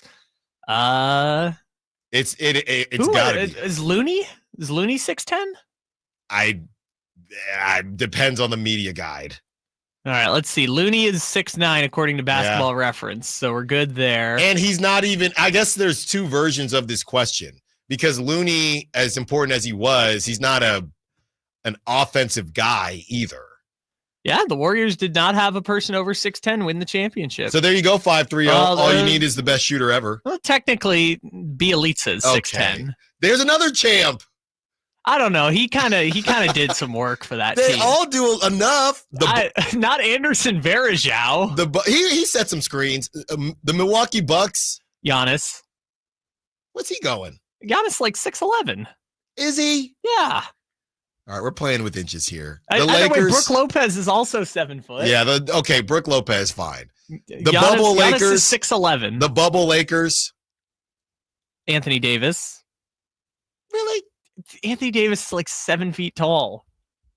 Anthony Davis is another one of those dudes that lies about his height. Like he says he's smaller than he is. Okay. Toronto Raptors. What is Marc Gasol going? Really? Marc Gasol was the starting center. I mean, yeah, he was. Let's see. Marc Gasol is coming in at 6'11". You missed it, Kyle, because you were looking something up. 209 said playing with inches. AO. Look, man, every inch counts. 279, perfect point guard. De'Aaron Fox or Tyrese Halliburton. Okay, I guess we asked. That was good. I guess we asked for that. I'm actually reading it too, like an idiot. I'm actually reading it. 916 says they could have said something so bad. You got to be careful. No, I am careful when I see one of those words. 916. We need a Rajon Rondo type of point guard. I think Dennis Schroeder could be that. No, Dennis Schroeder was never averaging 15 assists. Yeah, he's not an assist hunter, but he can be. We looked it up on B-Ball Index. He essentially changed the way he was playing based on he's like a chameleon. Yeah, but Rondo is like the pinnacle of that. Okay, so he could be a diet Rondo. Schroeder could be diet Rondo. I also don't think we need Rondo like that right now. Like, then who's your pick? If I were to pick a perfect point guard, it would obviously be Shai Gilgeous-Alexander. But if we're not allowed a non-MVP candidate. Yeah, if we can't pick him, I would go Cade Cunningham because you want playmaking at the point guard position. We all want Cade. And you know how you get Cade? The Tankathon. Now, do we want to run it again? We know because we got number 1 today. We already got one. We don't want it. We don't want to attempt fate. That's how you get Cade. Look, the perfect. I've said it for a bit, and it's not like, oh my god, this is so shocking. But the perfect teammate to pair with Sabonis is a Shai Gilgeous-Alexander, where you can score at all 3 levels, do a little distributing, the playmaking draws the defense out, which opens up the middle for Sabonis. Cade Cunningham is a version of that and does a lot of it very well. There's a few more. I think Jamal Murray does it pretty well. I'm not saying I would pick Jamal Murray as my first choice, unless he were making like $28 million a year. But unless it was only a 40-game season. Yeah, I just want playmaking at the point guard position, and part of that too is Zach LaVine is great at shooting threes. You can create opportunity to shoot threes, by having a point guard that is your primary ball handler and playmaker. We have to see what Dennis Schroeder looks like, but if you weren't here is the only reason I've kind of weirdly from yesterday to now. I was sitting, it was during, because the Rivercats had a really long inning where Logan Porter hit a grand slam, and then they immediately gave the lead back up. But I was sitting during that really long inning, and I just thought, I was thinking about our segment yesterday when I said, you know what, I am okay with the Kings not getting Trae Young. But once I read the reports again, and I was just sitting there watching Logan Porter hit a grand slam, I did think, if you're not going to say uncle, should you have more so just gone for it, right? And I want them to say uncle. But if you're not going to say uncle, and I guess the fear is you're going to get that 8 seed and screw yourself out of the good Carlos, the good the good Carlos, the Carlos Boozers. I think it's Cam. I'm pretty sure Cam Boozer is the good one. Doesn't matter. It will matter once the Kings select him. No, we'll learn eventually. You see, this brother is 6'9", 250. No, you know what? 6'8", 6'9", 250. You know what I did see though? Carlos Boozer is doing Love Island on Bravo. Oh, I think I saw that. It's all the old there's 20 Golden Bachelor. Athletes, but there's a WWE guy and Carlos Boozer. I can't even do that. Yeah, and I did. Well, remember the one with the Cougars? I don't know if I can say the word on the air. Manor. Yes. With the kids. Yes. The you know what manor. That's right. Yeah. And it got real weird. Season 2 got real weird. All right, we have more text to read through, and we also are going to give you that secret keyword because we are at the bottom of the hour. Out with the old debate of Jalen Hurts and Cam Newton, and in with the new one. This time is 2 point guards. Allen Stiles, Sacktown Sports. This is the story of the one. As a safety manager at a manufacturing plant, he does everything he can to keep his coworkers safe. From finding ways to reduce risks to keeping safety supplies in stock. And for that, he relies on Grainger.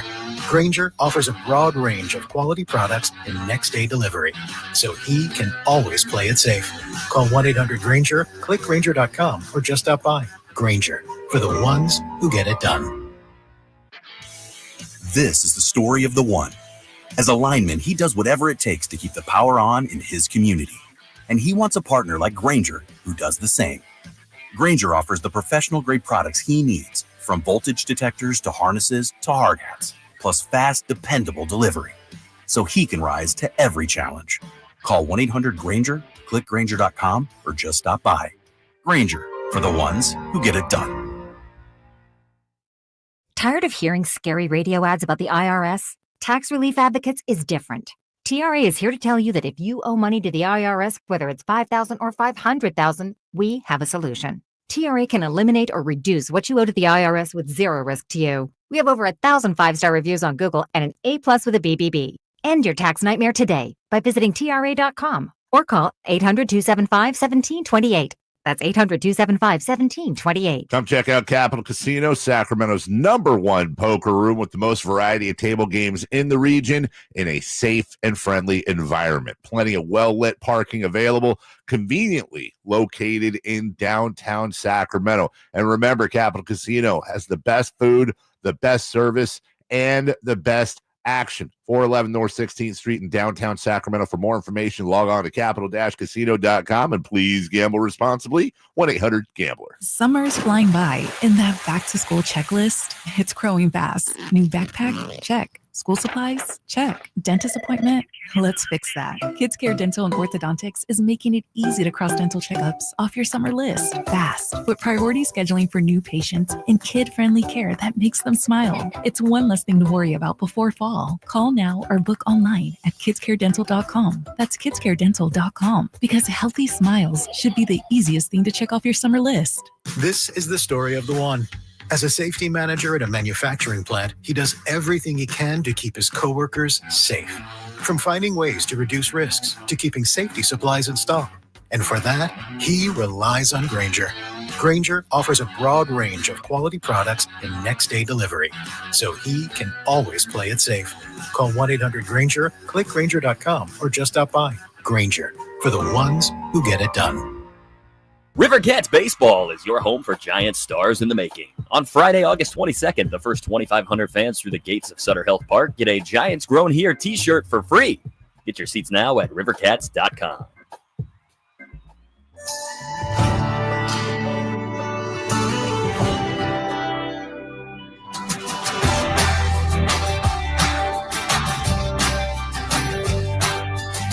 Allen Stiles You can join the show by texting 916-339-1140 on Sacktown Sports.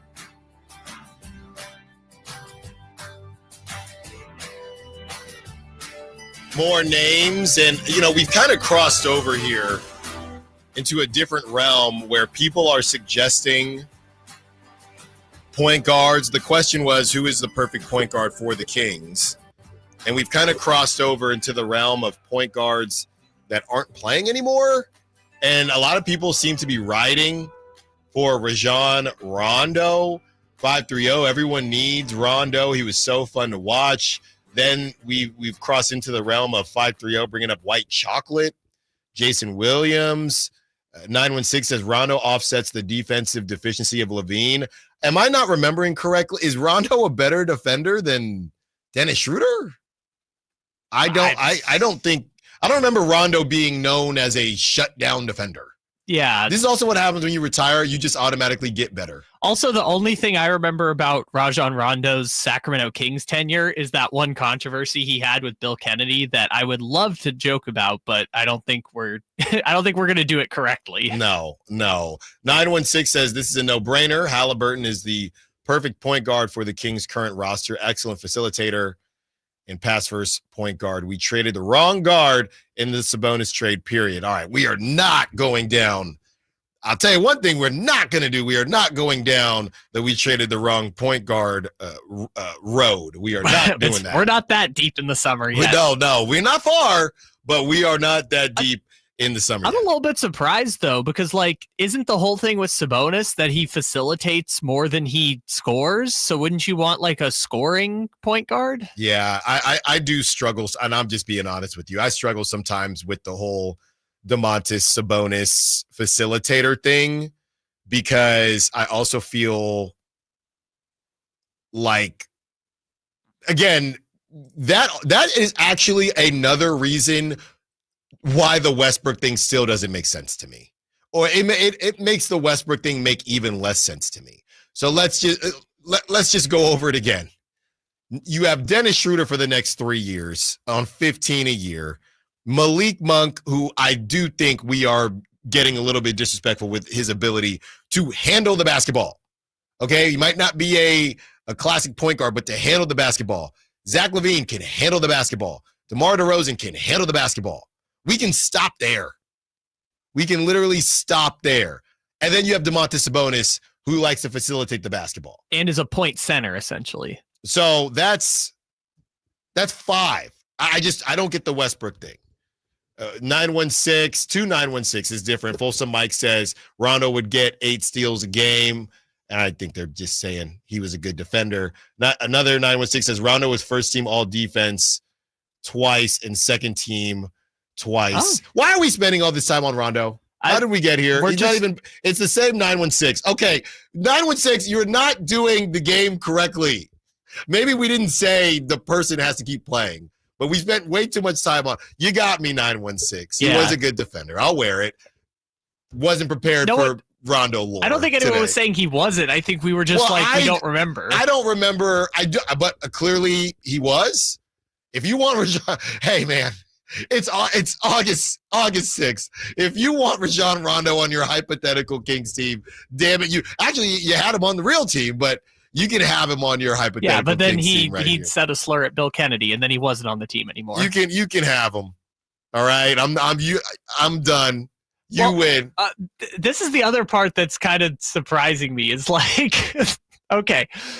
So people want sorry, I'm not picking on Folsom Mike specifically. I'm just saying they're like, well, he got so many steals. He was so good. De'Aaron Fox led the league in steals, and no one says he was an elite defender, right? So do steals really make that much of a difference? I don't know. Look, and these are two different conversations and I'm just trusting 916 because I'm not looking up Rajon Rondo stats. So I'm just going to trust you. But we do pick and choose with the steals thing because if I'm not mistaken, I don't know if Steph ever led the league, but Steph was a steals guy. I remember Allen Iverson was a steals guy. Steals don't equal. So then when De'Aaron led it, but he didn't get all defense, and there were people in Sacramento kind of huffing and puffing about it. The reason I wasn't huffing and puffing is because we might have looked up the steals leader and how many times the steals leader did make first team, second team, but it's a pretty well-known thing that steals aren't directly connected to being a good defender. Now, whether that's right or not, because blocks are, right? Whether that's right or not, we can have that conversation. But this isn't it's always maybe a Sacramento, thing, and people hating on De'Aaron Fox because he was in Sacramento. But steals in general, it's Steph, Allen Iverson, a lot of these smaller guards, they do get steals, but they do not get put in the same category as, wow, this guy's a lockdown defender. Yeah, this is the tough part, though, is that, blocks are important for defense also, but essentially, if someone, I think it was maybe Amin El-Hassan, explained it really well one time, where it's what is on defense, what is the best possession you can possibly have if you're playing defense? It's not a missed shot. Mm-hmm. It's not a blocked shot. It is a shot clock violation, right? Because there's a 0% chance you're going to score if you never get a shot up, right? So the best defenders are often the people who play great on ball defense that force shot clock violations, and centers that force passes that don't lead to shots. They just lead to more passes that ultimately lead to either turnovers or shot clock violations. It's why individual defense is so hard to evaluate, because it's the best defenders are the ones that have no stats or less stats, less shots taken against them. And it's hard to evaluate that just from watching a game individually because there's no stat you can point to and say it's excellent. I'm looking here, Kyle. So Dyson Daniels was the steals leader this past season, and he made all defense. What is his great nickname again? I can't remember. He had a really good. They were locking him up. I think he just does that. I don't think that it's the nickname. I thought they had a good one for him. De'Aaron Fox did not make all defense last season. He was the steals leader. OG Anunoby in 2022-2023. Great barrier thief. That's what it was. I've never heard that. Oh, it's good. I've never heard that. He's Australian. 2022-2023, OG Anunoby, steals leader, and he was all defense. I think he was second team all defense. 2021-2022, DeJounte Murray, steals leader, was not all defense. But he was an all-star that year. I'm just saying he wasn't all defense. Yeah, let's see. I'm just saying he wasn't all defense. And then in 2019, or excuse me, this would be 2021, Jimmy Butler. Yeah, Jimmy Butler was second team all defense. So out of the last 5 years, 3 of them have made all defense. 2 of them have not. Yeah, steals are. That's why I love the nerd stat of the B-ball index, just because it's great at doing individual defense. I just got to hit myself with that. But it's just really hard to evaluate individual defenders. But Rondo goes both ways. If this is all about litigating Rajon Rondo, then he had both. He had the steals lead and the all defense team. 2019-2020, Ben Simmons led the league in steals, and he was all defense. This is a random one. 2018-2019, Paul George led the league in steals, and I'm just going to assume they gave it to him. Yeah, Paul George, first team all defense. He was top 3 in the MVP. Yeah, so there is a correlation. All right, it's got to stop at Victor Oladipo. Oh, no, Victor Oladipo, first team. So, yeah, De'Aaron got screwed. I've actually changed my mind now. De'Aaron got screwed, I think. I think what we're going to is, as time goes on, people care less about the steals, which might be just a couple years ago. No, I'm saying in just the last 8 years, the value of the steal. But all these guys made all defense. Only 2 since since 2018, and I know Draymond made it. So, okay, here's a good one. 2015, here you go. Steph Curry, I knew it. Steph Curry led the league in steals in 2015, 2016. There's no way on this green earth. Yeah, so Steph Curry, 2016, did not make all defense. But he did win MVP. He did. So since 2016 to now, only 3. So out of the, 9 years, 6 of them made all defense. 3 of them didn't make all defense. Yeah, he did get screwed. Yeah, De'Aaron got screwed, I think. All right, let's look it up. Who was the 2023 all-defensive team now? Let's see who got it over. I already have it up. Wait, was this the dumb year that they gave it to Marcus Smart? You're talking about 2020. Yeah, this was last season, right? No, yeah. 2023, he was the steals leader. No. 2024, last season. De'Aaron. Was 2024. Yeah. Okay. 2024. Bam, Anthony Davis, Rudy Gobert, Herb Jones, Victor Wembanyama, second team. Wow, that's just all centers. Yeah, That's crazy. Alex Caruso on a whatever Bulls team, Drew Holiday, Jaden McDaniels. This is the last time Jalen Suggs played, Jalen Suggs, and Derek White. He got screwed. The Jalen Suggs one is that would have changed everything. All defense team would have qualified for his, not a super max, I don't think, but he would have gotten some kind of pay raise. That would have changed everything. It doesn't matter now, but I think it was supposed to be this year, because remember it was supposed to be this year. Yeah, he had to do it. No, but he could have signed with 2 years left on the deal. He could have signed a 4-year. That could have been it. Well, this could be it for you and your chance to win a suite with the Sacramento Rivercats. We're giving you the chance to live the sweet life with me, Allen Stiles, this week with the ultimate giveaway of a Sacramento Rivercats suite for August 20th. Each suite includes 20 tickets, dedicated suite attendant, cable television, and climate control, indoor and outdoor seating, panoramic view of the game, and access to the Sky River Casino Solon Club. Listen all week for the keyword of the day. Text it into 916-339-1140 for your chance to win. Today's code word is simple. It's baseball. Baseball, B-A-S-E-B-A-L-L. It is baseball. 1 o'clock hour when we return. What we have coming up in the last hour. Shouldn't this shift in the game actually be good for the Sacramento Kings as they move away from the big 3s and big 4s and even big 2s, if you will? And we talk about this debate that's been going on as we've moved on from Jalen Hurts and Cam Newton. There is a new debate between 2 point guards. We'll tell you who it is when we return. Now, Stiles, Sacktown Sports. Hey, it's Carmichael Dave. I got to tell you, I am so excited to get this decking project started with Trex Decking and Railings. From the first time I stepped foot in the showroom last week, I was so impressed. So many color options, heat-resistant composite deck. What does that mean? That means I don't have to do any maintenance on it whatsoever. They even have a deck designer, so you can go online and see what your dream deck will look like on your house. Just visit Trex, that's Trex.com to get it started. Tell them Carmichael Dave sent you. And we're back, live during a Flex Alert. Dialed in on the thermostat. Oh, we're pre-cooling before 4 p.m., folks. And that's the end of the third. Time to set it back to 78 from 4 to 9 p.m. Clutch move by the home team. What's the game plan from here on out? Laundry? Not today. Dishwasher? Sidelined. What a performance by Team California. The power truly is ours. During a Flex Alert, pre-cool, power down, and let's beat the heat together. If you love to travel, Capital One has a rewards credit card that's perfect for you. With the Capital One Venture X card, you earn unlimited double miles on everything you buy. Plus, you get premium benefits at a collection of luxury hotels when you book on Capital One Travel. And with Venture X, you get access to over 1,000 airport lounges worldwide. Open up a world of travel possibilities with the Capital One Venture X card. What's in your wallet? Terms apply. Lounge access is subject to change. See CapitalOne.com for details.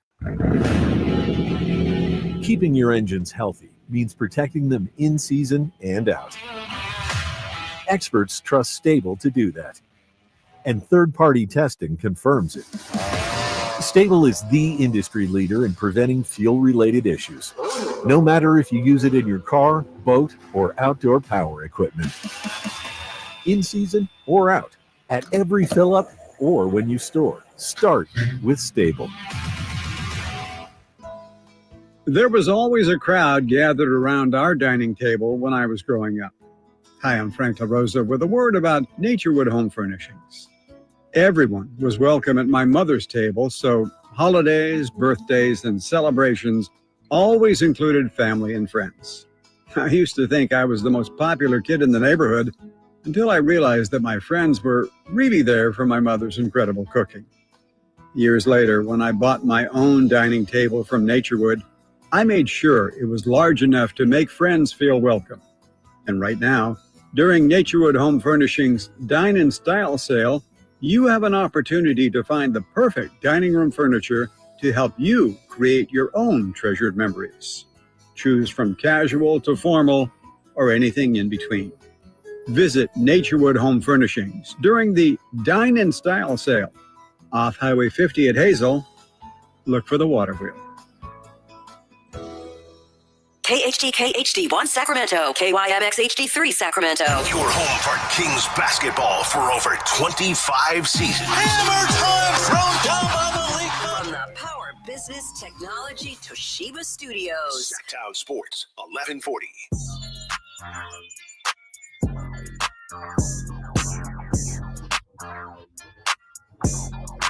Your home for Kings talk and so much more. Live and local. Allen Stiles on Sacktown Sports. Put some respect on Rajon Rondo's name. 4-time all-defense, and how they call it in Basketball Reference, the steals champ. 09-2010 steals champion.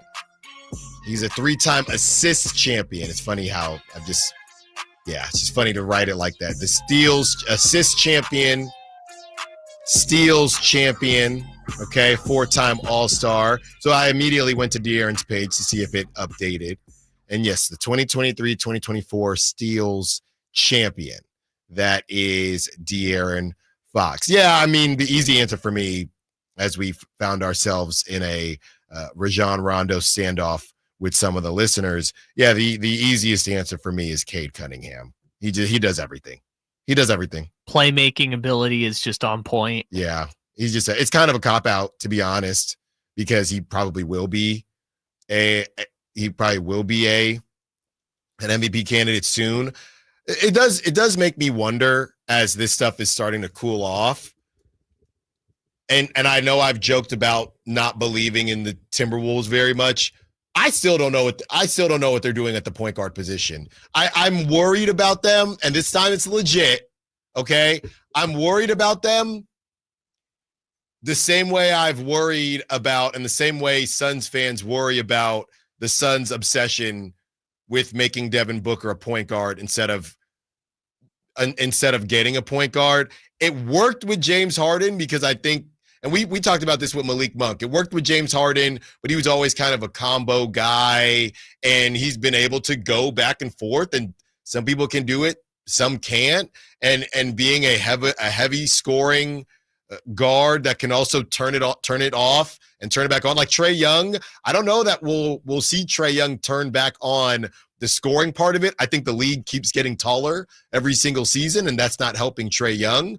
But I do wonder, as we're sitting here talking about teams and that need point guards, what the Timberwolves' plan is at the point guard position. Yeah, it's just Mike Conley for another season, and then we'll see how it Dillingham goes. Every time I see Rob Dillingham, he's shooting.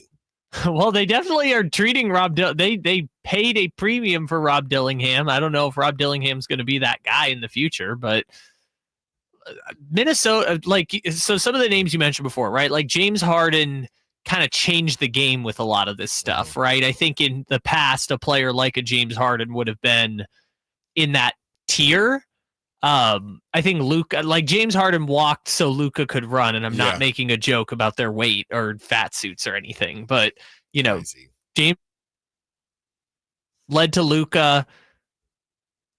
Do you think Anthony Edwards could do some of that? Like, I'm not saying it's the best strategy, but in the long run, I think Anthony Edwards is incredible as an ISO scorer, that I think you can get away with Anthony. Like Anthony Edwards' style of play is not Devin Booker's style of play. Mm-hmm. So I kind of feel like, not that Anthony Edwards' future is as a point guard, but like they could get away with Anthony Edwards being their primary ball handler. They're about a year away from it, because if Rob Dillingham doesn't play this season, if they do what they did last season and Rob Dillingham is just riding pine, or I still never see Rob Dillingham actually attempt a pass, they're saying it without saying. Well, they'll just keep dragging the corpse of Mike Conley out there. Or it'll be you know what? It's Tyus Jones time. Yeah, again, they'll do what the Kings did. They can find a Dennis Schroeder. It might be Dennis Schroeder. Yeah, who knows? It could be. It might actually be Dennis Schroeder. Like, you can find a serviceable point guard. That's their entire game plan. Is just, everyone wants to have like their version of Chris Paul on the Suns, right? Where it made Devin Booker's life so much easier when he had Chris Paul. But the reality is there's just not enough of those guys. Yeah, I'm looking here, and this is coming out, Kyle, from Justice de los Santos. Gerald Encarnacion has a right hamstring injury for the Giants. Bob Melvin said it doesn't look good, and he's going to be down for a while. 2 home runs in 2 days. Pops a hammy. And it might be Drew Gilbert time already. I'm serious. Your favorite. You know what, though? I wouldn't even send Drew Gilbert, to be honest with you. Why not? Because it's time to end this, okay? You know what? Let me just spend some time on this real quick. Oh, hold on a second. We gotta. Okay, fair enough. And it's going to be a mini espresso because it's already 1:00. Look, man, the ghost of Farhan is slowly but surely leaving us, right? You have Mike Yastrzemski is gone. Tyler Rogers is gone, even though he may come back. A lot of the names that have been synonymous with the Giants for a little too long are still here, right? Wilmer Flores will probably be gone at some point in the offseason. We get all that. It's time for one more thing to happen. And I'll tell you right now, I know the Giants aren't out of it. Encarnacion goes down. I would love to see Drew Gilbert. They've given Grant McCray a couple games. Luis Matos we are looking for Luis Matos. Nobody knows. He did not start yesterday, Kyle. I don't know where Luis Matos is. He did not start for the Rivercats yesterday. I don't know where he is. It's time, Kyle. It's time.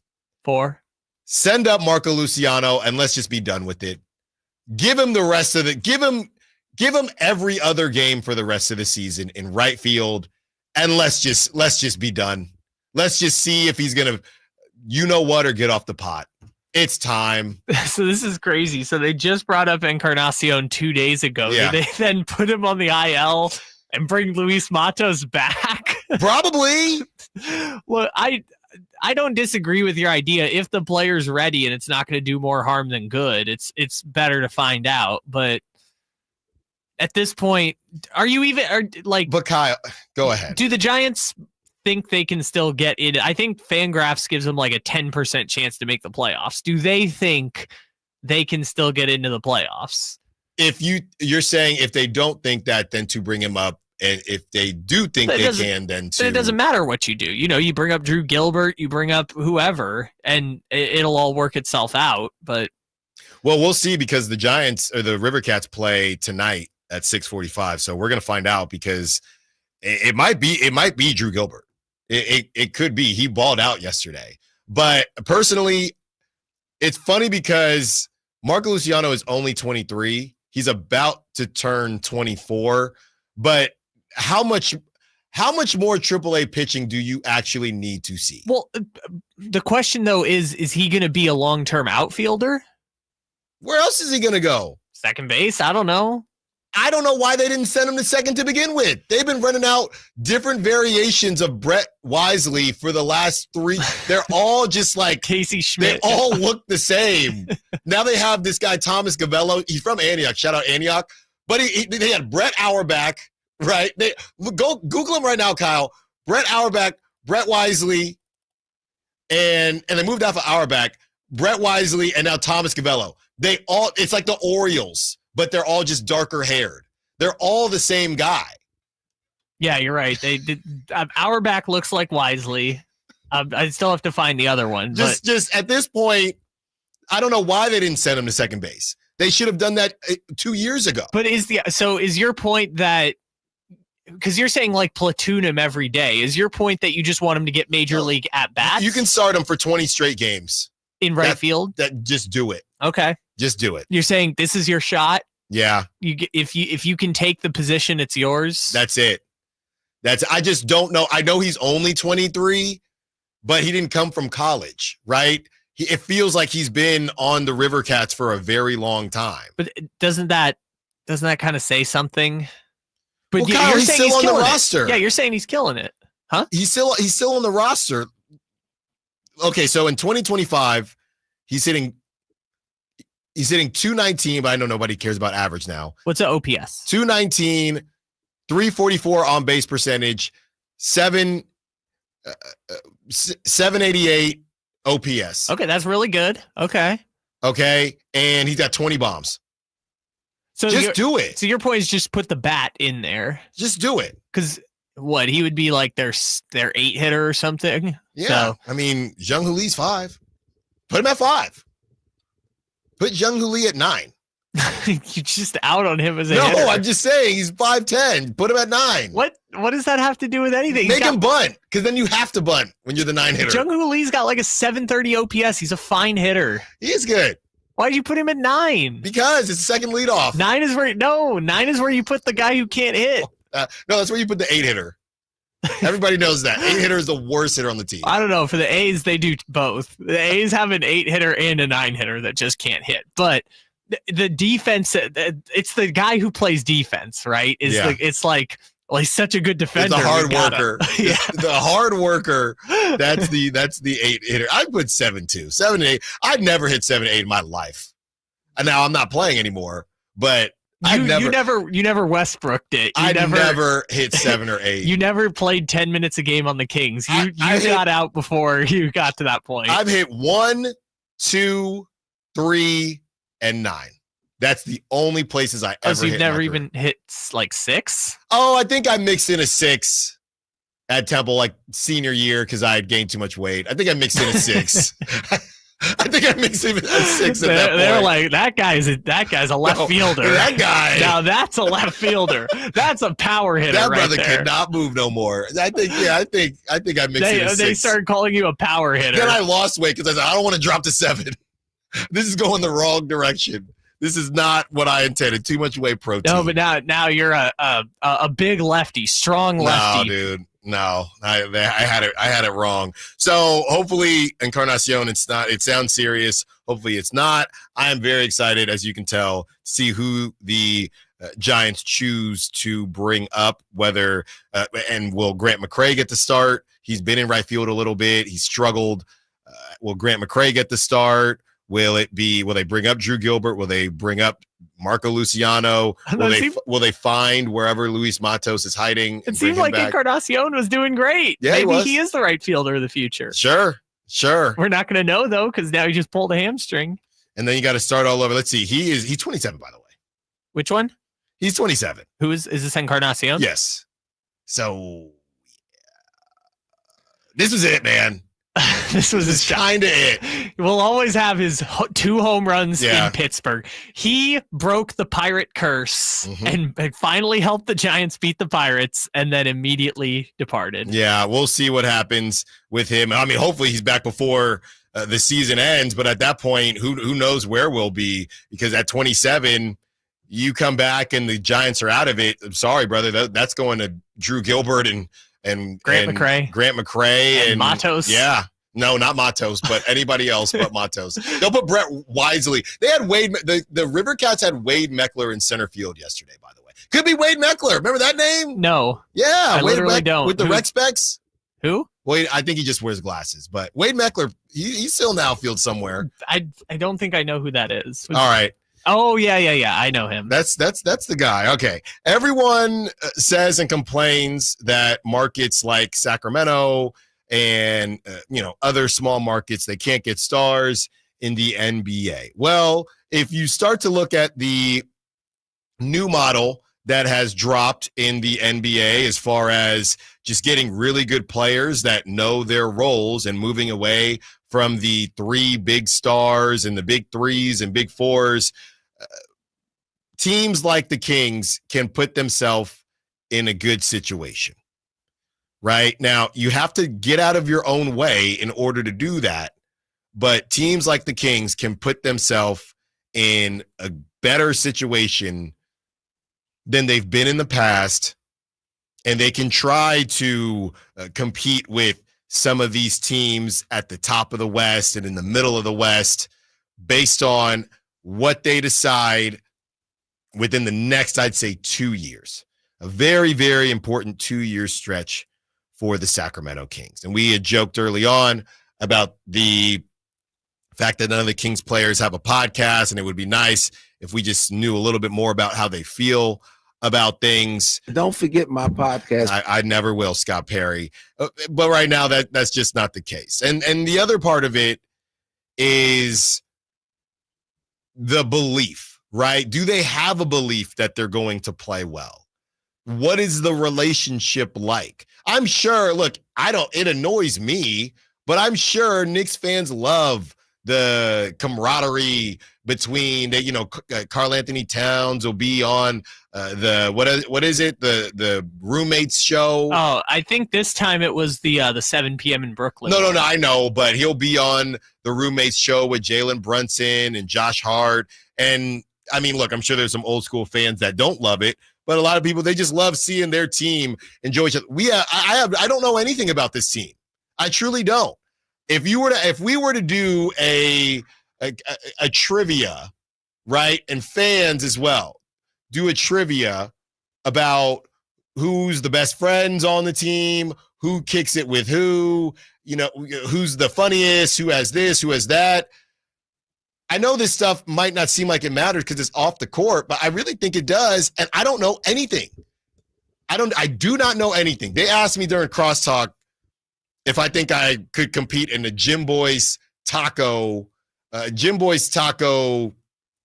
guess, eating competition. And I think last year it was you had to eat whoever ate 7 the fastest, right? I think I could.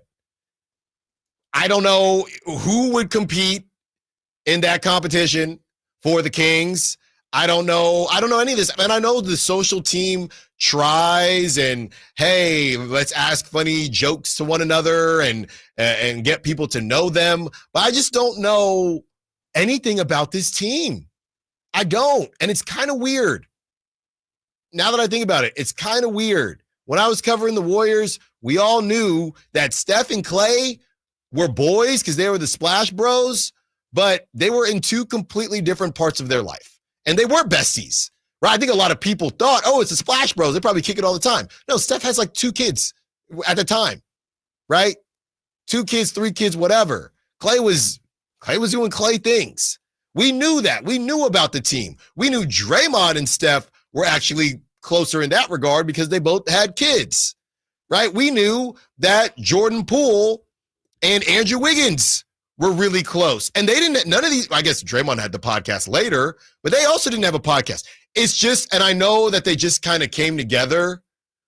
I don't want to say that, and I'm not going to say names because I don't want to get in trouble. I don't want to say that they come off as aloof, but it's just, I don't know, man. It feels incomplete. And I think fans of other teams know way more about their players than Kings fans know about the Kings. Now, some of that is, now obviously De'Aaron just got traded, and at that time, a lot of us, Uncle Keegan and De'Aaron, very, very close. Some of us thought De'Aaron and Malik were close. Turns out, how close they were, we don't know. Some of that is the trade. But that's why I think somehow, some way, they just have to be able to feed us something, because I don't know how you can't, it's hard to believe in a team that you just don't really know. I mean, I feel like we know some of it. Tell me. Well, we know Domantas Sabonis doesn't live in Sacramento. He lives okay. He lives in Napa. I want you to tell me something, and if I don't know something that you tell me, I will give you kudos on that. Harrison Barnes had children and was just kind of living his life over in, I think it was Folsom. Okay. So Harrison Barnes wasn't really doing anything. Okay. But you're talking about a team that he's not even on the team anymore. Yeah, I know. I'm just saying before this, right? You're complaining about the past, right? I'm complaining about both. I mean, Zach LaVine, we know he had a child like 4 days after getting traded. Yeah. And we know DeMar DeRozan came home. Yeah, we know that we know that Zach LaVine did his exit interview at 11 o'clock and then was back in Los Angeles at 5 o'clock that night. So Zach LaVine was out of here as soon as he had the chance. I'm just saying, of the people that are here, right? Because on the team, I don't know who's friends with Malik. I don't know who's friends with Keegan. It just feels like they're just waiting for this to get broken up. I'm just going to say it. I mean, but this last year made it sure feel like that. Dennis Schroeder woke up and somebody paid him. Maybe not everyone knows this, but at least we have the idea of like the camp that liked Mike Brown and the camp that didn't like Mike Brown. Right. I mean, again, not really healthy, but yes. We know who was on the side of we don't want Mike Brown as the coach, and we know who was on the side of we do want Mike Brown as the coach. I don't know if that meant the locker room is divided because, like, I don't know. Who's going to save this? And I know this. I won't say I know this for a fact, but we saw some of this. Everybody saw some of this in Vegas. I saw some of this firsthand because I was out there in Vegas. You know who is going to bring more personality, and I'm putting a lot on him. Yikes. You know who is going to bring more personality than we've seen in I would say a fairly long time on the Kings, and he's already shown some of it. It's going to be Maxime Reynaud. He's got a great personality. He likes to have a good time. He's the one that's talking, when he missed that 1 or 2 games in Summer League. He is going, and he might do the podcast. He went to Stanford, smart guy. He can figure out a roadcaster. He is going to save the Kings in that regard. Give you a little personality. Give you a little personality. Because Malik Monk has it, but again, seems like it's not about really personality. I just don't know how much the Kings players like each other. And I don't even know how I should be saying this on the air. We already know they don't know each other. We already know the De'Aaron DeMontis thing. Yeah, where it's like they were just coworkers. Which again is part of like, I don't know who's super duper friends with Sabonis on the team, but like Sabonis drives to Napa. That brother, back every he day. might just be clocking in and clocking out. I mean, he drives an hour to and from the stadium every day. I mean, he spends more time on the road than he does in that locker. I'm just being silly, but like he spends more time driving. Depending on 29. You get on 29 at the wrong time, you cook. I know. That dude is driving. You got a helicopter just in case. Sabonis? Just in case. Where's he going to park it? On top of Golden One. I don't. Did you see how small that roof was when Doug took him up there? I don't think there's enough space to drop a helicopter. Is he gonna parachute out of the helicopter and like pull the string? And it's like, hey, there's Sabonis arriving for the game. So I don't know. It just feels like they're just waiting. And look, I could be completely wrong. My point is that we don't know. Well, I think the other part of it too is how many players were on the team 2 years ago that are still on the team right now. It's already kind of been broken up in that respect. There's 4. And this isn't something that I think is new now, because I felt like this last season.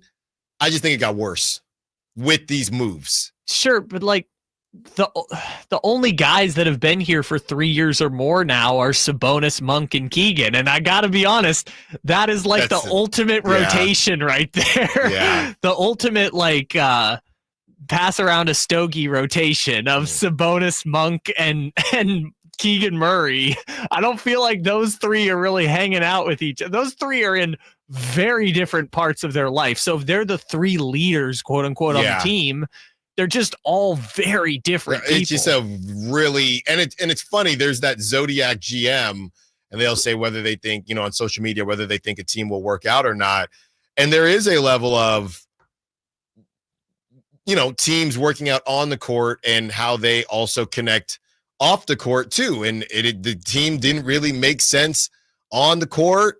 And, I'm not trying to get too deep in the weeds on their personalities and stuff. But, and again, when you have a trade like that, it's tough. I hope that we learn more about them as the season goes on. Because, I've had guys on this show, whether it's media day or whatever, and we've tried to ask certain questions. And funny enough, Keegan is the one that a lot of time gives the most. DeMontis Sabonis doesn't really give you anything. Well, yeah, Keegan is an open book. He just doesn't like talking. Also, just since you brought him up, Zodiac GM says the Kings are on the right track. They just got to get rid of DeMar DeRozan, bring in someone who aligns with the energies of Doug Christie. But Zodiac GM says the Kings might have something cooking here. Okay. Cool. Well, he's still on the team. And he's never wrong, Zodiac GM's always right. I've never seen Zodiac give a grade less than like a B.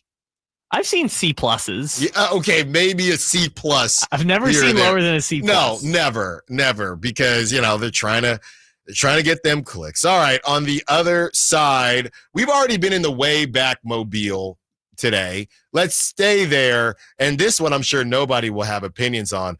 Boogie wants his jersey retired. Should we do it? Allen Stiles, Sacktown Sports. My perfect day has sand, salt water, and friends.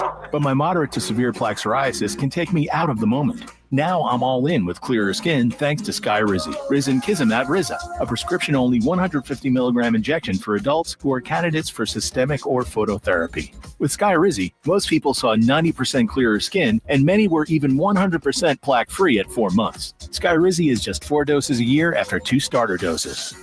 Don't use if allergic to Skyrizi. Serious allergic reactions, increased infections, or lower ability to fight them may occur. Before treatment, get checked for infections and tuberculosis. Tell your doctor about any flu-like symptoms or vaccines. Thanks to Skyrizi, there's nothing on my skin, and that means everything. Ask your doctor about Skyrizi, the #1 dermatologist-prescribed biologic in psoriasis. Visit Skyrizi.com or call 1-866-SKYRIZI to learn more. Finding great candidates to hire can be like, well, trying to find a needle in a haystack, but not with ZipRecruiter. Its powerful technology actively finds and invites qualified candidates to apply to your job. So while other companies might deliver a lot of hay, ZipRecruiter finds you the needle in the haystack. See why 4 out of 5 employers who post a job on ZipRecruiter get a quality candidate within the first day. Try ZipRecruiter for free at ZipRecruiter.com/free. That's ZipRecruiter.com/free. You're still glowing, flirting, grooving. You still got it. But your immune system weakens as you age, making it harder to fight flu, pneumococcal pneumonia, RSV, and COVID-19. Vaccines are a key part of any health routine and help strengthen your immune response.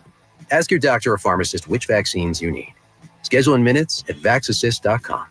Sponsored by Pfizer. Experience the excitement of Sacramento Rivercats baseball at Sutter Health Park. From thrilling plays on the field to fun in the stands with family and friends, Rivercats baseball is for everyone. Enjoy lively entertainment all season long, the best ballpark food around, some of the finest views of the city, and baseball memories with the Sacramento Rivercats to last a lifetime. Grab your tickets now at rivercats.com. Get ready for a night out with Jordan Davis. It's Country in the Park 2, Saturday, September 13th at Cal Expo. Along with special guests Mitchell Tenpenny, Locash, Vincent Mason, and Averyana. Make it a family day out with food trucks, games, dancing, and more. Saturday, September 13th at Cal Expo. Sponsored by the California Army National Guard and Hop Valley Brewing. Tickets at CITPFest.com. Hagen Oaks wants to be your go-to total golf game fitter. Try the TrackMan experience, the very best technology to fit your metalwoods and irons. The new cutting-edge putter fitting studio with its $30,000 worth of technology is ready for your fitting. Hagen Oaks will help you find the best putter for your game. Hagen Oaks offers more technology, more choices, and more service. Schedule your fitting at the Hagen Oaks Player Performance Studio by calling 916-808-2531, 808-2531 for more. I'm still going for it, even with higher stroke risk from atrial fibrillation, an irregular heartbeat not caused by a heart valve problem. Over a 3-year study, Eliquis apixaban tablets reduced stroke risk better than warfarin, and over 97% of Eliquis patients did not experience a stroke. A first stroke occurred in 2.9% of warfarin patients versus 2.3% of Eliquis patients. Don't stop prescription Eliquis without asking your doctor. Stroke risk may increase. Eliquis can cause serious and potentially fatal bleeding. Don't take if you have an artificial heart valve, abnormal bleeding, or antiphospholipid syndrome. While taking, you may bruise more easily or bleed longer. A spinal injection increases blood clot risk, which may cause paralysis. Get medical help right away for unexpected bleeding or bruising, or back pain, tingling, numbness, muscle weakness, or incontinence. Aspirin products, NSAIDs, SSRIs, SNRIs, and blood thinners increase bleeding risk. Tell your doctor about planned medical or dental procedures. Learn more at Eliquis.com or call 1-855-ELIQUIS.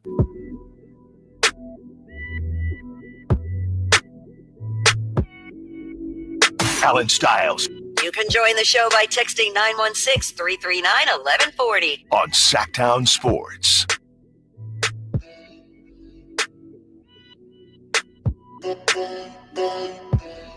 $30 more minutes with you, taking you up to 2 p.m.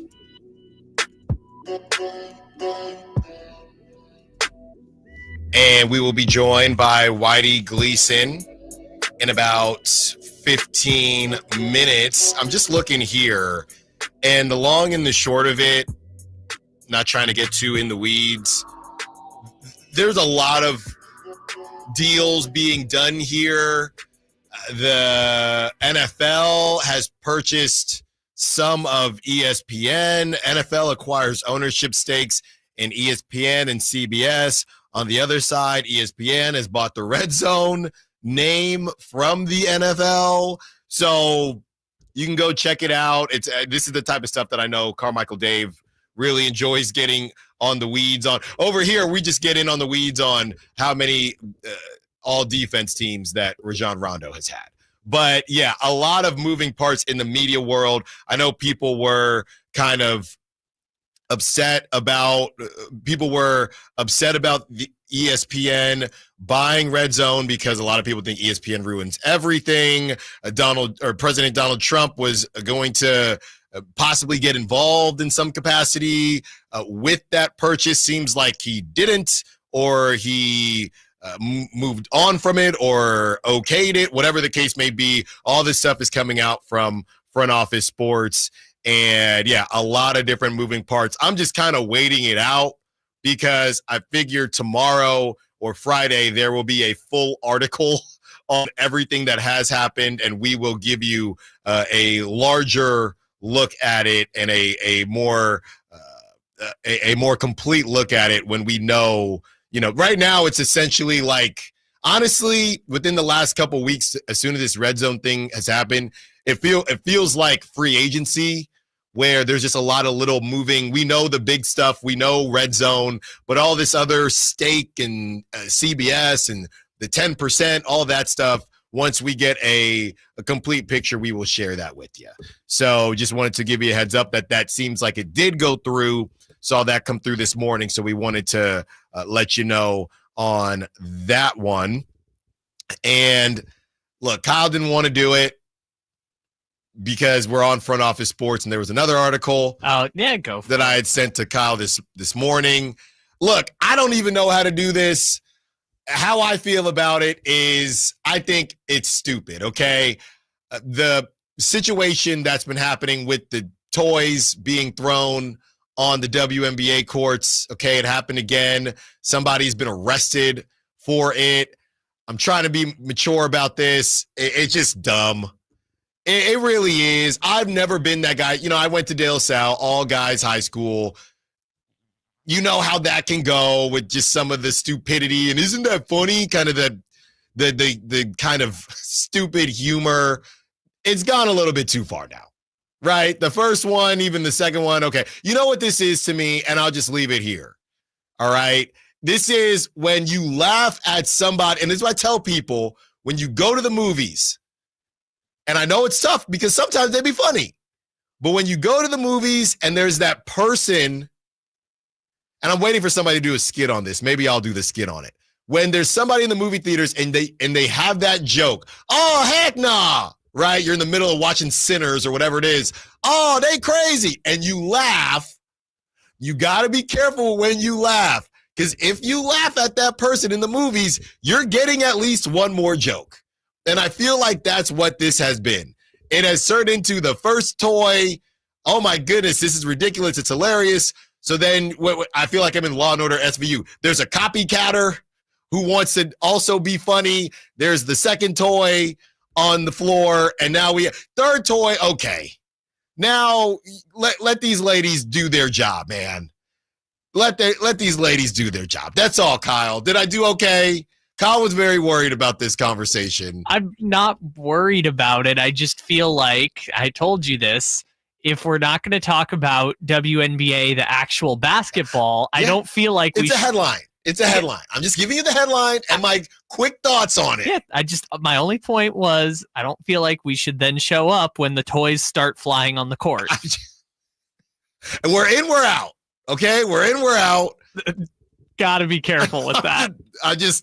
Given the subject material, we got to be careful saying that. There you have it. All right, I just felt like wanted to, share my thoughts because I hate the. How do I say? I can't say this on the air. Your buddy that always hits you, like kind of taps you. Hey, bleep tap. Right? I got buddies that still do it now. I'm 35 years old. That's the same type of stuff. Let's move on.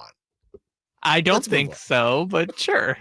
You don't have buddy? Everyone's got that buddy who still does the tap. I don't think it's the same thing, though. No, but I'm just saying that buddy who does the tap finds Toygate hilarious. That's Whitey's laugh back there, if anyone's wondering. They find Toygate. It's the same guy. Again, we're not calling it Toygate. We're calling it the D word gate. But also, look. Kyle is struggling. No, I just don't want. Look, it's like you said. We went in, we went out. I'm not trying to get back in. No, I'm not getting in. Yeah, that's why I'm restraining myself because we're not getting in. We've already been in once. We're not trying to get in again. We're not. We're good. We're not. But it's a story. I can't ignore the story. I couldn't do that. Yes, you could have. And here's another story. We've been ignoring most of the WNBA this year. But now this is number 3. Third time's the charm. I'm just saying, we've been ignoring most of the basketball in the WNBA this year. We can probably ignore this. We talked about the big stories. This is a big, big story. Again, got to be careful. It just got to stop. It's got to stop. All right.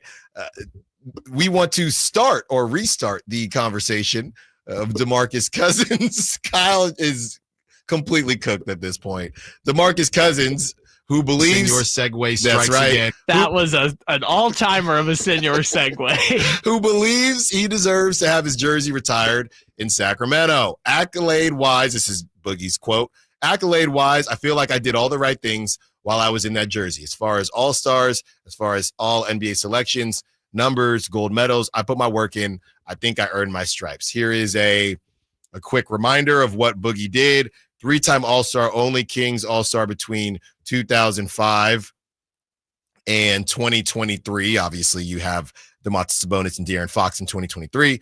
2-time All-Star or 2-time All-NBA, only Kings All-NBA player between 04 and 2023. 9,000, nearly 10,000 points, 9,894. Third most in Sacramento era behind Mitch Richmond and De'Aaron Fox.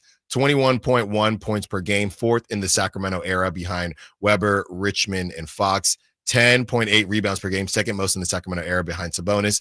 558 blocks, most in the Sacramento era. Most points per game in a season in Sacramento history. That was in 2017 when he was at 27.8 points per game. Examples of other teams that have players retired, even though they didn't win anything. Nick Collison with the Thunder, and I would say Boogie is a little bit more to him. No disrespect to Nick Collison, but I think this is a nothing burger in that y'all can tell me if I'm missing something because obviously I wasn't covering the team during the Boogie era, so I was looking at it from a more national, regional standpoint, if you will. But this is obvious to me. I mean, we sat there and listened to Whitey and Draper talk about the top. These brothers were scraping for the top 50 Kings. You know what I mean? And that's I'm not trying to. It is what it is. I mean, Boogie should get his number. This is not even a question. It's just the polarization of the texts and the ejections and the fighting with George Karl and people kind of feeling like he was the reason why they didn't go further and blah blah. Yeah, there's a lot of emotion behind the DeMarcus Cousins thing. It's why he really also hasn't been embraced all that much by the organization since he left, which is probably a little disappointing because, like, A, it's been a decade, and B, he was kind of right about a lot of the misadventures of the organization. Yeah. So I don't know. It's just polarizing. I just think if it's just about what he did, which I know what you're literally saying, it's more than that, but on the court, it's pretty simple to me. Yeah. It's pretty simple to me. Well, and the other part is you have such little history to celebrate. Yeah. That's what I'm saying with the top 50 players. It's like, I mean, somebody on the chat is saying then nobody should have their jersey retired. Okay. Yeah, but I disagree. You should celebrate the history that you have with the hopes that it will build up to something greater one day, right? This is the Mitch Richmond conversation in a different light, right? Mitch was here and they only made one playoff run in 9 years, and they were basically an afterthought in the NBA, but you celebrate the history that you have because when you're a losing organization, you just accept whatever you have. Yeah. I hear you. And celebrate it just because it is your history and it is rich to you and your fan base. Yeah. Real quick, just to tie a bow on it, because, look, I can caveat this stuff as much as I want, but just to be abundantly clear, I guess I would say you can. I'm more so laughing at the stupidity, but I hear where Dennis is coming from, and a couple people. It's more than just dumb talking about the Toygate. It is degrading of women, and it's on their big stage, making a mockery of them. They fought to become equal and relevant, and this is a slap in the face to all the progress women have made. It's more than just a joke, and to minimize it to just a joke doing this narrative a disservice. Dennis in Stockton, a dad of a daughter, and a wife who I believe deserve better. 916 says, so losers find it funny. You are friends with losers, Allen. You did a terrible job covering the story and said zero about any of the games yesterday. But here's my thing. Before I read the rest, 916, and I'm not reading your whole argument because I don't care that much. You should be also arguing about just not talking about the WA in general, right? And I'm sick and tired of people holding certain people to different standards than others, right? I know I'm the newer guy, but you're not going to have certain energy with me than you are with other people. And the last thing, 916, you're friends with losers too. If you don't have any friends that stupidly laugh at that stuff, then you probably don't have any friends. Never said it was right. Never said what it is. Okay? I'm not going to do the cancel culture thing or whatever it is, but I'm also not going to be bullied by texters that don't have the you-know-what to call in, okay? And I don't have – you can have your opinion, and that's all fine and good. I got 15 more minutes, so we're not going to end this thing on a poor note. It's stupid. I said it was stupid multiple times, okay? If it's a chuckle here and there, you guys aren't going to attack me as if I'm the one throwing the damn thing. Give it a rest. Whitey Gleason joins us when we return. Allen Stiles, Sacktown Sports. The Carmichael Dave Show with Jason Ross. Throwing things at or onto a field or court can seriously injure people, unless it's that hockey thing where you throw the teddy bears on the ring. So they all get collected and given to kids. All of them? No bear left behind. You can listen to the Carmichael Dave Show with Jason Ross Monday through Friday from 6 a.m. to 10 a.m. on 1140 a.m. YouTube or the Sacktown Sports app.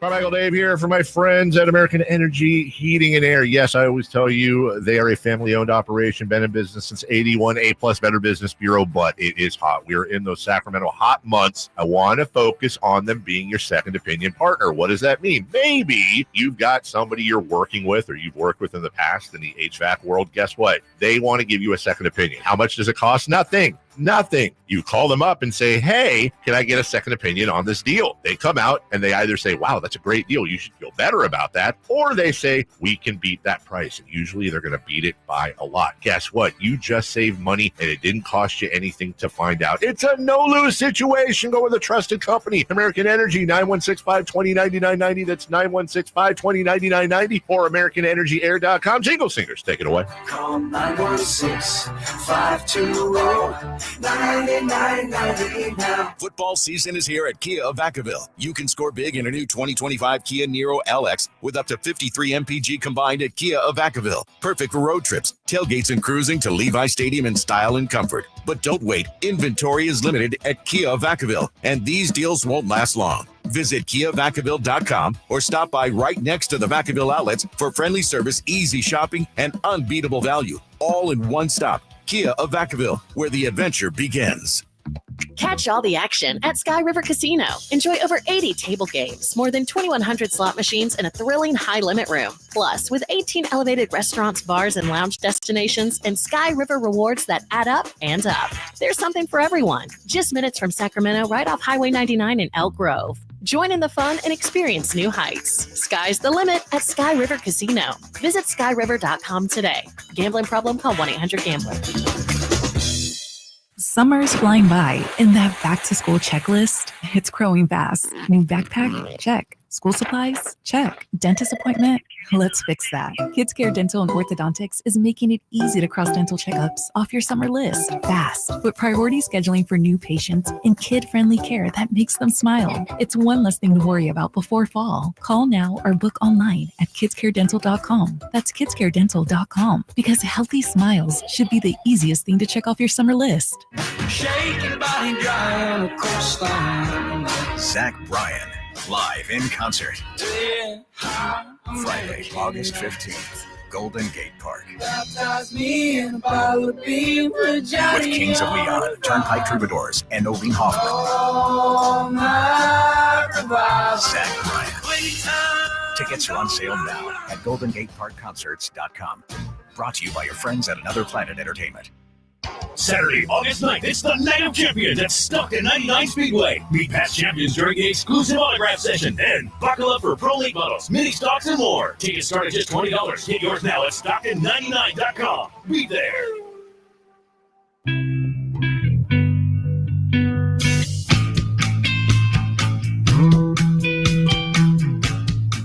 Live and local It's Allen Stiles. on Sacktown Sports. Whitey Gleason joins us. Whitey. Name the band, Allen. Isn't this Red Hot Chili Peppers? I believe it is. Look at that. Look at you go. There you go. Yeah. How's it going? It's going. You know, it's a beautiful day. You got baseball. The Giants or your Giants or Giants. Steam. That's perhaps. right. I got to say, as you know, the texters are all over me now. Well, there's like 3, and some of them, you know, they're saying what they're saying. I got to say, Kyle was right. Kyle was right on this one. Should not have touched the gate. Should not have touched the gate. Kyle should not have touched the toys. Yeah, you were completely right. So Again, I will take your word for it next time. Now, some people are just using it as an excuse, and I don't know that they really care about women's basketball. They just don't like me. But you could have stopped. You were right on that one, Kyle. You were right on that. Her base coach has Yeah. both hands up. You were right. I can tell Kyle. I can admit when Kyle was right, because there's just some things are just not gonna be happy. Because I would love to go back and read through whatever, because it sounded like as soon as we finished the segment. Oh God, I just pulled up the cut. text line, and you're fighting with texters No, I'm not. again. No, I'm not. I see 3 responses. No, I'm not fighting. I'm just clarifying. That's all.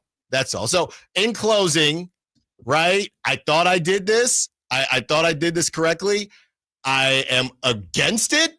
Thought that was clear, but I am against it. I hope that it does stop. I cannot control whether it stops or not, but like I said, it's stupid, and I hope it stops. There we go. Whitey Gleason. We're on the same page. I think we are, but you know, it is what it is. We are, yeah.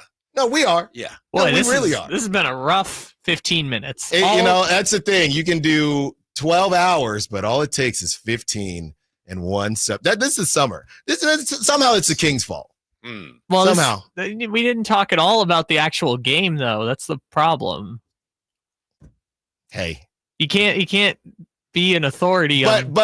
But it's just, no, good. I disagree. Because that's the same thing that I won't say who, because I don't, when we had our conversation after the last game, right? Let's say we were doing radio during the Tour de France and the Lance Armstrong stuff came out. Are we supposed to cover the Tour de France now? No, I'm saying it's this specific story in this specific Do you see what I'm league. saying? Like, I don't understand why, because then I think it comes off as disingenuous, right? Like, now we really just want to talk about what's happening, so I'm going to watch highlights of the game.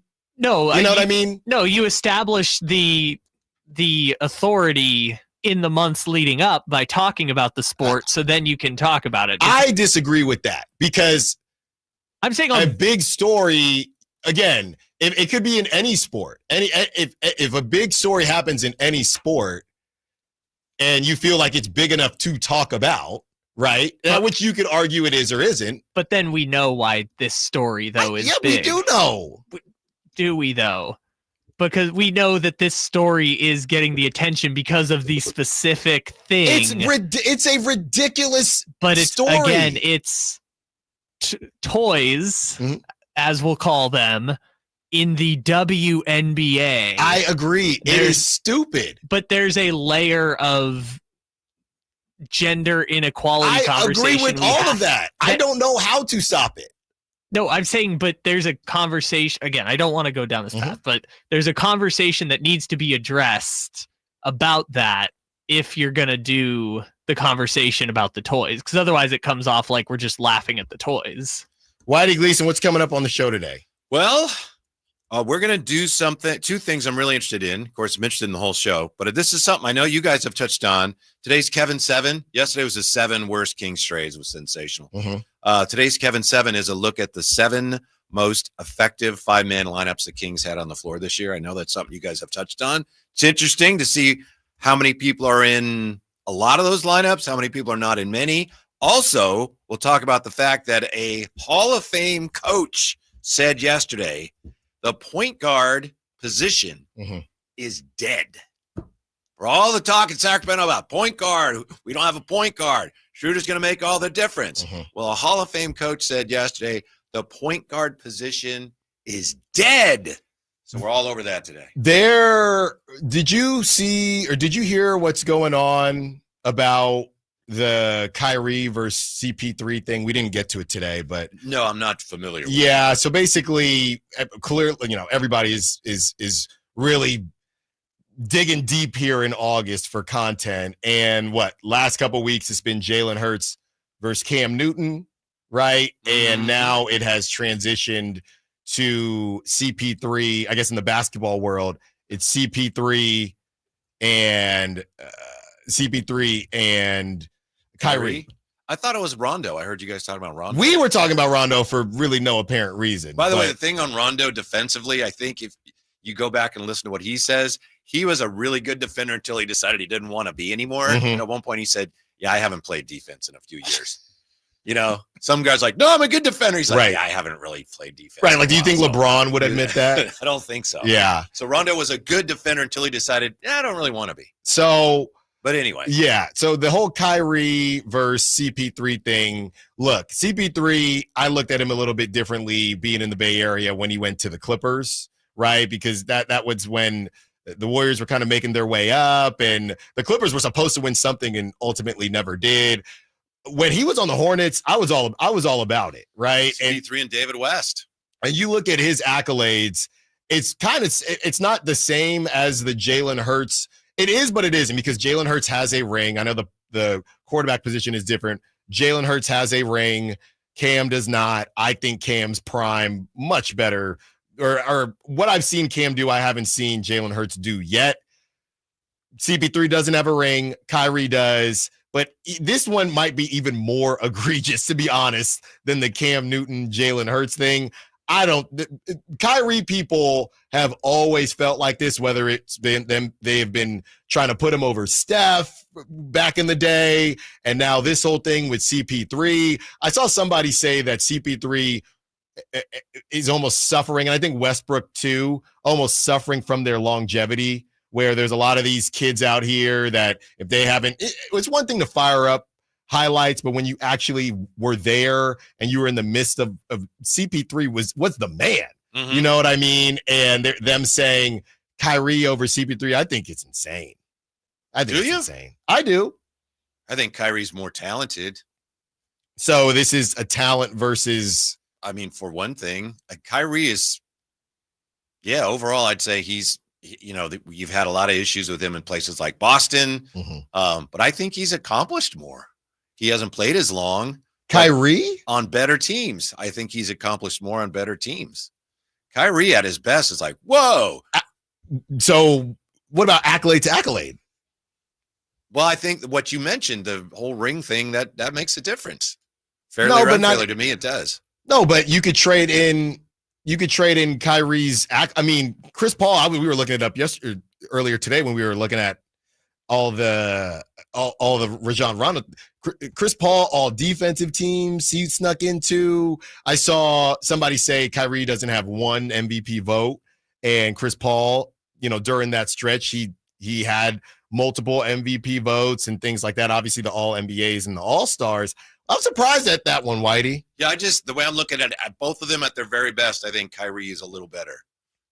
Wow. And we're splitting hairs because you're talking about two Hall of Famer greats. I think here's the problem, though. It turns into, and I know Chris Paul was almost kind of Tyrese Halliburton-y when it comes to how he played, but he was, by the way, that coach I mentioned that said point guard is dead, he said Chris Paul was the last point guard.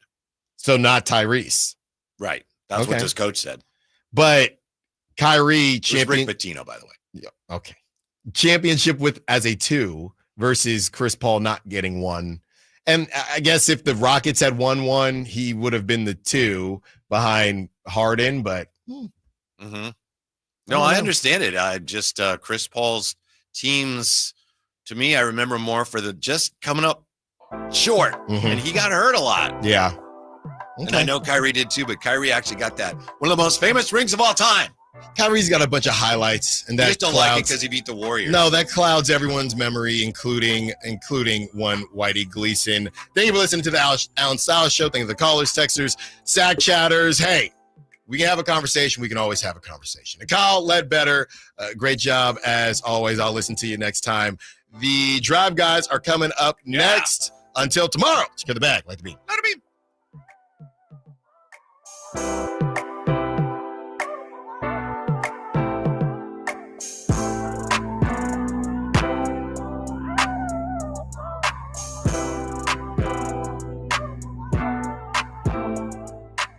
Don't forget my podcast. Gotta go. This is the story of the one. As a safety manager at a manufacturing